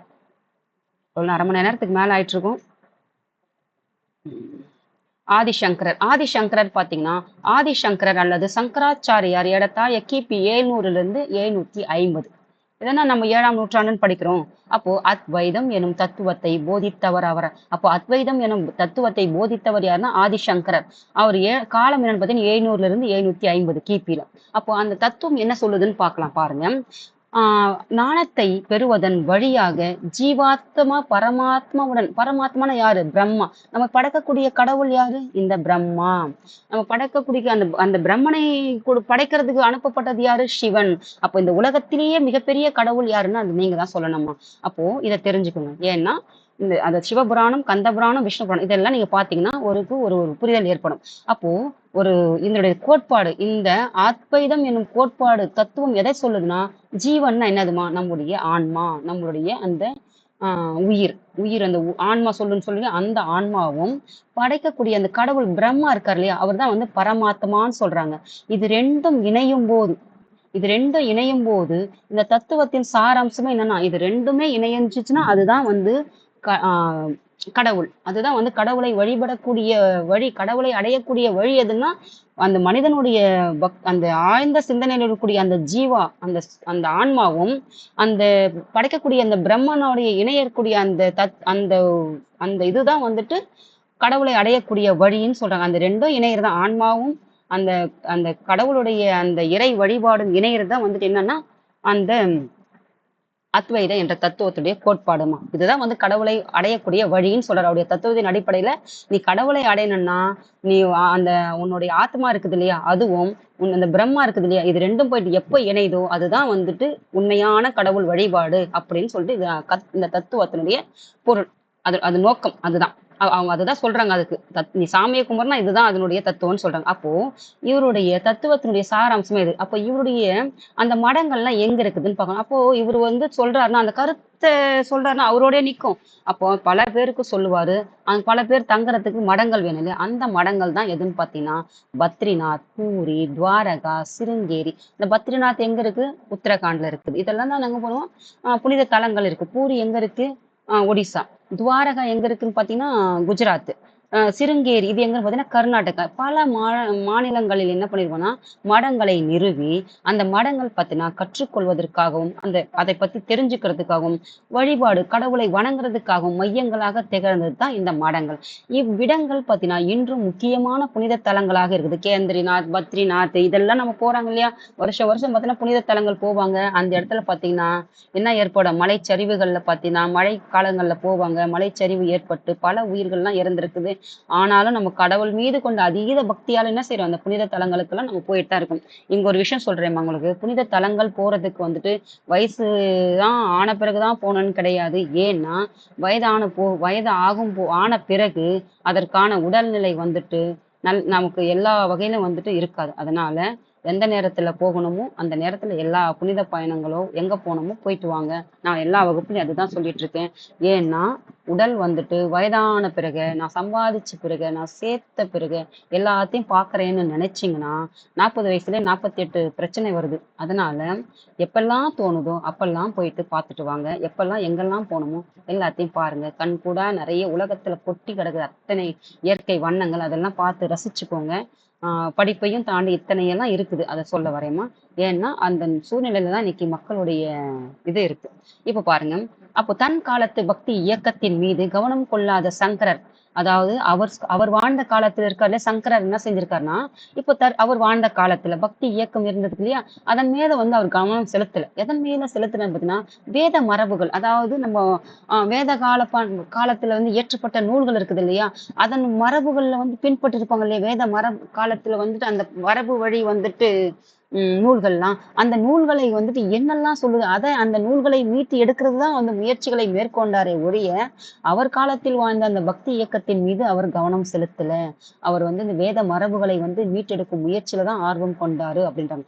அப்படி ஆர்வம் கொண்டதுலதான் அவர் பிரம்மசூத்திரம் என நூலுக்கு அவர் எழுதிய உரைதான் அவர் ஆற்றிய பணிகளில் சால சிறந்தது. அவர் செய்த பணிகளிலேயே மிகச்சிறந்த பணி எதுன்னு பாத்தீங்கன்னா இந்த பிரம்மசூத்திரத்திற்கு உரை எழுதியது. இப்போ உரைனா என்னன்னு பாத்தீங்கன்னா, இப்போ நம்ம திருக்குறள் வந்து படிக்கிறோமா, திருக்குறள் படிச்சா நமக்கு புரியுதா, பொருள் விலங்குல எல்லாம் படிச்சா, ஆனா அதுக்கு மீனிங் படிக்கிறோம்ல, அந்த மீனிங் தானே நமக்கு பொருள் விளங்குது.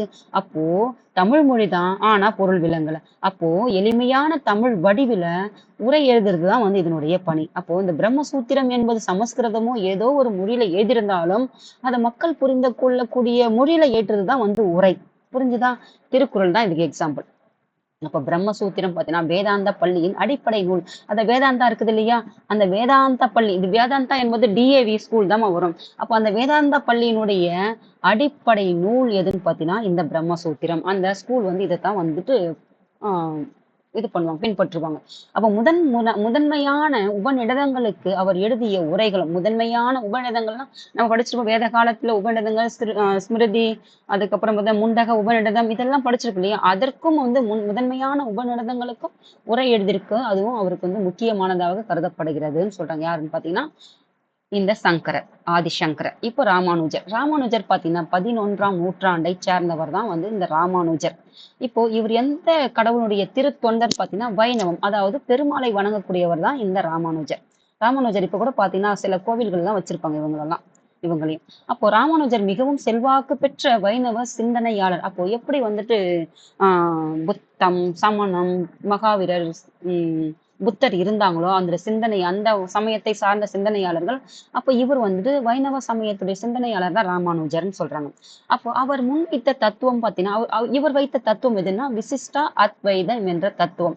இவர் வைத்தது அத்வைதம், இவர் வந்துட்டு விசிஷ்டா அத்வைதம் என்ற தத்துவத்தை தான் வந்துட்டு இவர் ராமானுஜர் வந்து வச்சிருப்பார். அந்த தத்துவம் என்ன சொல்லுதுன்னு பாத்தீங்கன்னா, ஆத்மாவானது, அதாவது உன்னுடைய சோல் இருக்குது இல்லையா, அந்த ஆத்மாவானது பிரம்மத்துடன் கலந்த பின்னரும் போயிட்டு இறைவன் கூட போயிட்டு உன்னை படைக்கக்கூடிய கடவுள் கூட அது போயிட்டு ஒன்றி போனாலும் தனக்கென அடையாளத்தை தக்க வைத்துக் கொள்கிறது என்று இத்தத்துவம் வந்து கூறுகிறான். அதாவது இவருடைய கோட்பாடு என்ன சொல்லுதுன்னா, அங்க வந்துட்டு ஒன்றோடு ஒன்று இணைந்ததுதான் வந்து அத்வைதம். ஆனா இவருடைய விசிஷ்டா அத்வைதம் என்ன சொல்லுதுன்னா, உன்னுடைய ஆன்மா உன்னை படைக்கக்கூடிய கடவுளான பிரம்மா கூட போயிட்டு இணைஞ்சிட்டாலும், அந்த போய் இணைந்தாலும் உனக்குன்னு ஒரு அடையாளம் இருக்குது இல்லையா, ஆத்மாவுக்கான அடையாளம், அதை போய் தக்க வைத்து தனியான ஒரு அடையாளத்தை காட்டுறதுதான் வந்து இதனுடைய தத்துவம்னு சொல்றாங்க. அப்போ இதனுடைய தத்துவம்னா அந்த ஆத்மாவுக்கு தனி இடத்தை வந்துட்டு கலந்த பிறகும் கொடுக்குது அப்படின்றதுதான் இதனுடைய தத்துவம். அப்ப நீண்ட நெடிய ஆன்மீக பயணங்களுக்கு பின்னர் அவர் ஸ்ரீரங்கத்தில் குடியினார். அப்ப பல நீண்ட நெடிய பயணங்கள் வந்து மேற்கொள்றாரு ஸ்ரீரங்கத்துல வந்து. ஸ்ரீரங்கம் எங்க இருக்கு நம்ம படிச்சிருப்போம், காவிரி ஆறு, அதுக்கப்புறம் வந்துட்டு கிருஷ்ணாவா கோதாவரியான்னு பாருங்க, எது கீழே ஒரு கிட்ட வருதுன்னு தெரியல. அதுப்போ அது அந்த இந்த கோவில் தான் வந்து ஸ்ரீவில்லிபுத்தூர் தான் வந்து இரண்டுத்துக்கு இடையில வரும்னு நினைக்கிறேன். ஆனா வந்து ஸ்ரீரங்கம் பாத்தீங்கன்னா காவேரி ஆற்றினுடைய அந்த அந்த தீவு தானே ஸ்ரீரங்கம். அதாவது காவேரி ஆறு இருக்குதுன்னா காவேரி ஆறு பிரிஞ்சிச்சுன்னா என்ன இருக்கு, கொள்ளேறு, அப்படி பிரியும் போது அங்க இருக்கிற தீவு தான் வந்துட்டு ஸ்ரீரங்கம். இது எங்க இருக்கும்போது திருச்சிக்கு பக்கத்துல, இதெல்லாம் நீங்க ஜாகிரபி படிக்கும் போது படிச்சிருப்பீங்க. அப்படியே எல்லாம் ஒன்னோடு ஒன்று கனெக்ட், அப்படியே தெரிஞ்சு வச்சுக்கணும். கரண்ட் அஃபேர்ஸ் கூட இந்த கோவில் எங்க இருக்குன்னு தெரிஞ்சிடும், அந்த கோவில என்ன சாமி இருக்குன்னு தெரிஞ்சிடும். நம்ம ஊருக்கு கோவிலுக்கு போறோம், எந்த சாமி இருக்குன்னு தெரியும் இல்ல, அந்த மாதிரி. அப்போ நீண்ட நெடியும் பயணம் ஸ்ரீரங்கத்துல போய் குடியேற. ஸ்ரீரங்கம் எங்க? திருச்சிக்கு அருகே உள்ள அந்த கொள்ளிடம், காவேரி, அதாவது அது ஏதோ ஒரு ஆறு, இன்னொரு பேர் ஞாபகம் வரல. அது 2ம் பிரியக்கூடிய அந்த தீவு உருவாகிருக்கும். அதுதான் வந்து ஸ்ரீரங்க தீவு. அதுக்குள்ளதான் வந்து குடியேறார். அப்போ சமூக சமத்துவ கருத்துக்களை பரப்பிய அவர் கோவில்களில் நுழைவதற்கான சாதிய கட்டுப்பாடுகளை கண்டனம் செய்தார். அப்போ சமூகத்துல சமத்துவம், அதாவது சமூகத்துல இருக்கிற பிரச்சனைகள், சமத்துவம், ஆண் பெண் வேறுபாடுகள், ஜாதி மதத்தினுடைய வேறுபாடுகள், இது எல்லாம் இருக்குதா? இது எல்லாம் பரப்புனாலும் கோவில்கள்ல பார்த்தீங்கன்னா நம்ம படிப்போம் இல்லையா? 19ஆம் நூற்றாண்டினுடைய அந்த எழுச்சிகள்லாம், புத்தெழுச்சி அதே காலகட்டத்துல, அதாவது அது வந்து மாடர்ன் ஹிஸ்டரியில. அப்போ இந்த மிடிவல் ஹிஸ்டரியில பார்த்தீங்கன்னா சாதி கட்டுப்பாடுகள்லாம் இருக்கும் கோவில்களுக்குள் நுழையறதுக்கு. எப்படி மதுரையில வந்துட்டு மீனாட்சி அம்மன் கோவிலுக்கு வந்துட்டு காந்தி வந்துட்டு மக்களுக்கு எல்லாருக்கும் இல்ல நானும் போக மாட்டேன்னு சொல்லுவார் இல்லையா? அதே மாதிரிதான் அந்த காலகட்டத்துல இவரும் வந்து அதுல எல்லாம் எதிர்த்து கண்டனம் செய்திருப்பாரு. விஷ்ணுவின் மீதும் அவரின் இணையான லட்சுமியின் மீதும் அவர் கொண்டிருந்த பக்தி நெறி பார்த்தீங்கன்னா ஸ்ரீ வைஷ்ணவம் என்று அழைக்கப்படுகிறது. அதாவது இவர் கடவுள் வணங்குறது யாரு? விஷ்ணு. விஷ்ணுவனுடைய இணை யாருன்னு பார்த்தீங்கன்னா லக்ஷ்மி. இந்த 2 கடவுளுக்குடைய பக்தி நெறிக்கு என்ன பேருன்னு பார்த்தீங்கன்னா ஸ்ரீ வைஷ்ணவம் என்ற நெறி தான் வந்துட்டு இந்த பக்தி நெறி. அப்போ விஷ்ணுவின் மீது எப்படி வந்துட்டு சிவன்ல பாதி சக்தி, சிவன் இல்லையேல் சக்தி இல்லைன்றாங்களா? அதே மாதிரிதான் விஷ்ணுவினுடைய பாதி தான் யாருன்னா லக்ஷ்மி.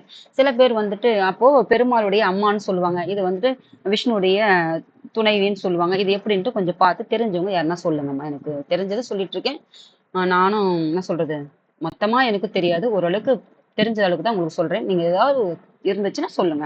அதுக்கப்புறம் பாருங்க, பக்தி நெறி பார்த்தீங்கன்னா என்னன்னு சொல்றாங்க, அந்த பக்தி நெறியை வந்து ஸ்ரீ வைஷ்ணவம் என்று அந்த நெறியை பரப்புவதற்காக அவர் பல மையங்களை நிறுவினார். அதை பரப்புறதுக்காக அவங்களுடைய அந்த கொள்கைகளை, அந்த தத்துவங்களை பரப்புறதுக்கு அவங்கவுங்க ஒரு மையங்களை, மடங்களை வந்து நிறுவுறாங்க. அங்கிருந்தா இப்போ அப்படியே போயிட்டு சொல்லிட்டே இருந்தா கேட்கவங்களா? ஒருத்தர் வராங்க கேட்கறதுக்கு, அப்ப தங்கணும் இல்லையா? அப்படிதான். அப்ப அவங்களுக்கு சொல்லிக் கொடுக்கிறார், போதிக்கிறார். 16, 17ஆம் நூற்றாண்டுகளில் வைணவ சமயம் இந்தியா நெடுங்கிலும் பரவிடுச்சு. அப்போ வந்துருச்சு. எப்போ 7ல வந்தது, இது கிட்டத்தட்ட 10 நூற்றாண்டுகள் ஆயிடுச்சு. அப்போ 16, 17ஆம் நூற்றாண்டுகள்ல தான் வைணவ சமயம் என்னாச்சுன்னு பார்த்தீங்கன்னா இந்தியா முழுவதும் பரவிது. எப்படி நீங்க புரிஞ்சுக்கணும், எப்படி வந்துட்டு கிபி 6ஆம் நூற்றாண்டுன்னு நினைக்கிறேன். அதாவது வந்துட்டு புத்தர் புத்தர் மற்றும் மகாவீருடைய காலம் வட இந்தியாவுல அவங்களுடைய காலத்தை என்னன்னு சொல்லுவாங்கன்னு பாருங்க, மறந்துடுச்சு எனக்கு. எப்படி வந்துட்டு புத்த சமயம், அதாவது சமண சமயம் வந்து இந்தியாவுக்குள்ளதான் இருந்திருக்கும். ஆனா புத்த சமயம் பார்த்தீங்கன்னா இந்தியாவினுடைய தாண்டி இலங்கை, பர்மா, மலேசியா, அதுக்கப்புறம் பார்த்தீங்கன்னா சீனா, அதுக்கப்புறம் பார்த்தீங்கன்னா ஜப்பான், இவங்க எல்லாம் பார்த்தீங்கன்னா புத்த சமயத்தை பின்பற்றக்கூடியவர்களா இந்த நாடு இருக்கும். இந்த தென்கிழக்கு ஆசிய நாடுகள் பெரும்பாலும் பார்த்தீங்கன்னா அதே மாதிரி பார்த்தீங்கன்னா உலகில் பல பகுதிகளுக்கு வந்து இந்த புத்த சமயம் பரவி இருக்கும். இதெல்லாம் தெரிஞ்சுங்க, இதெல்லாம் நீங்க படிச்சுட்டு வந்திருப்பீங்க. அதே மாதிரி தான் இந்தியா முழுவதும் இந்த பெருமாளை வணங்கக்கூடிய சமயம் பார்த்தீங்கன்னா இந்தியா முழுவதும் பரவிச்சுன்றாங்க. அதுக்கப்புறம் புகைப்பெற்ற அப்படி பரவுந்துல தமிழ்நாட்டுக்கு வருது. தமிழ்நாட்டுக்கு எந்த பகுதி சொல்றேன்னு பார்த்தீங்கன்னா புகழ்பெற்ற கல்வி மையமாக விளங்கக்கூடியது எதுன்னு பார்த்தீங்கன்னா காஞ்சிபுரம். கல்வியில் சிறந்தது எதுன்னு பார்த்தீங்கன்னா காஞ்சின்னு சொல்லுவாங்க இல்லையா? காஞ்சியில பார்த்தீங்கன்னா வடகலை வைணவம் செழித்து ஓங்கியது. அப்போ இந்த வைணவத்தை 2ஆக பிரிச்சுக்கோங்கம்மா. ஒண்ணு வந்துட்டு இருங்க, அப்படி வேண்டாம், உங்களுக்கு அப்படியே வடக்கு தெற்குனே போடுறேன். வடகலை இந்த வந்துட்டு வைணவம். இப்போ வடக்கு பக்கத்துல இருக்கிற பெருமாளை வணங்கக்கூடிய ஒரு மாதிரியும், தெற்கு பக்கம் இருக்கிற பெருமாளை வணங்கக்கூடிய ஒரு மாதிரி இருந்தாங்க. இது வடக்கு தெற்கு. ஆனா இந்த வடக்கு பக்கம் இருக்குதான் எங்க வருதுன்னா காஞ்சிபுரத்துக்கு வருது. இந்த தெற்கு பக்கம் வணங்குனாங்க இல்லையா? அதுதான் எங்க வருதுன்னா திருவரங்கத்துக்கு வருது. இது புரிஞ்சுக்கிட்டீங்களா? அப்போ வைணவம் என்பது 2ஆக உடையது. அது எதன் அடிப்படையில? தத்துவத்தின் அடிப்படையில, கோட்பாட்டின் அடிப்படையில, இப்படிதான் கருத்து வேறுபாடு. எப்படி ஒரு நம்ம கட்சிக்குள்ள இப்ப கரண்ட் கூட பாத்தீங்கன்னா ஒரு பார்ட்டி இருக்குது, எதிர்கட்சியும் பிரியதுக்கான கருத்து வேறுபாடுகள் தான். அப்போ ஒரு கட்சிக்குள்ளே ஒரு கட்சியில வந்து பிரிஞ்சு போறாங்கன்னா கருத்து வேறுபாடுகள். நான் இதை செய்யறேன், நீ செய்யற. இப்போ பாத்தீங்கன்னா இப்போ சீமான் அண்ணன் பாத்தீங்கன்னா ஒரே ஒரு கட்சியாக இருக்கிறார். எப்படி விஜய் பாத்தீங்கன்னா சகோதரர் விஜயும் பாத்தீங்கன்னா ஒரே ஒரு கருத்தாக இருக்குது. ஏன்னு பாத்தீங்கன்னா ஒரே ஒரு கருத்து தான் வந்து மக்கள் கிட்ட போய் சேரும். பல கருத்துக்கள் இருந்தா முரண்பாடுகள், ஒவ்வொருத்தரும் கருத்து வேறுபாடுகள் வரையும். அதுதான் இதனுடைய காரணம். அப்போ கருத்து வேறுபாடு அது கட்சியா இருக்கட்டும், ஒரு வீட்டுக்குள்ளே ஒரே மாதிரியா இருக்கும். ஒரே வீட்டுக்குள்ள 4 பேருக்கு 4 பேருடைய கருத்து வேற வேற மாதிரி இருக்குது. அப்போ தனி ஒரு மனிதனுடைய கருத்து வந்துட்டு இப்போ சொல்லுவாங்க இல்லையா, ரகசியம் என்பது ஒருவர் கிட்ட இருந்த மட்டும் ரகசியம், உன்னை தாண்டி அடுத்தவங்க போனா ரகசியம். அதே மாதிரி உன்னுடைய ஒத்த கருத்து என்பது உன்னுடைய சிந்தனையில உதிக்கப்படுவது உங்ககிட்ட மட்டும்தான் செயல்படுத்த முடியுமே ஒழிய அது எல்லாராலும் செயல்படுத்த முடியாது. அதே மாதிரிதாம்மா. அப்போ இவங்களுக்குள்ள ஒரு பிரிவு வருது. அதுதான் வந்துட்டு வடகலை தென்கலைன்னு வைணவம் வந்து பிரியுது. வடகலை எங்கன்னு பார்த்தீங்கன்னா காஞ்சிபுரம். அது என்ன மையம்? கல்வி மையமாக விளங்கக்கூடியதான். ஏன்னா வந்து பௌத்தகங்கள்லாம் வந்து படிச்சிருப்பாரு. யாருன்னா யுவான் சுவான்லாம் வந்து படிச்சிருப்பாரு. எங்கேருந்து வந்திருப்பாரு? சீனாவுலருந்து அப்படிப்பட்ட சிறப்புமிக்க கல்வி மையமாக இருந்தது தான் காஞ்சிபுரம். அங்க என்ன வந்துச்சுன்னா, வடகலை, வைணவம் வந்துருச்சு. தென்கலையில பார்த்தீங்கன்னா, வைணவம் பார்த்தீங்கன்னா, திருவரங்கத்தை மையமாக கொண்டிருந்தது. அப்போ இந்த வடகலையை பின்பற்றவங்க யாருன்னு பார்த்தீங்கன்னா, சமஸ்கிருதத்தில் எழுதப்பெற்ற வேத நூல்கள் இருந்துச்சு இல்லையா? அதுதான் வந்து வடகலையினர் பயன்பட்டாங்க. அப்போ இந்த காஞ்சிபுரத்துல இருக்கிற வைணவர்கள் வந்து சமஸ்கிருதத்தில் எழுதப்பட்ட வேத நூல்களை தான் இவங்க வந்து பயன்படுத்தினாங்க. தமிழ் மொழியில எழுதுனாங்க இல்லையா? இந்த தேவாரம், ஆழ்வார்கள் இயற்றியது பன்னிரு இதுதான் வந்து தமிழ் மொழியில எழுதப்பட்டது. இத வந்து தென் கலையினர் பின்பற்றாங்க. இவங்க யாருன்னு பார்த்தீங்கன்னா, இந்த திருவரங்கத்தைச் சேர்ந்தவங்க. திருவரங்கம் எங்க இருக்குதுன்னு பார்த்து நீங்களும் சொல்லுங்கம்மா. இப்போ வட இந்தியாவுல இருக்கிற பக்தி இயக்கம் வந்துட்டு நம்ம அடுத்த வகுப்புல பார்க்கலாம். அதுக்கப்புறம் இந்த கலைச்சொற்களோட இந்த பார்ட் 2 வீடியோல முடிச்சுட்டு, அதுக்கு அடுத்த பாடம் என்ன இருக்குதுன்னு பார்த்துட்டு வாங்கம்மா. தமிழ்நாட்டில் வந்து கட்டடக்கலையும், கட்டடக்கலையும்னு கலைன்னா என்னது? நம்முடைய செயல்திறன்கள். கட்டடம்னா இந்த நம்ம அந்த கட்டிடங்கள். அவ்வளோதான். அதெல்லாம் பார்த்துட்டு ஒவ்வொன்னும் அதுக்கப்புறம் பார்த்துட்டு போலாம்மா. தேங்க்யூம்மா. நல்லா படிங்க. அறிவுபூர்வமா படிங்க. மனப்பாடம் செஞ்சு படிக்காதீங்க. சிந்தனை கொஞ்சம் யோசிங்க. யோசிச்சு அந்த அறிவுக்கு கொஞ்சம் வேலை குடுங்கம்மா. தேங்க்யூம்மா.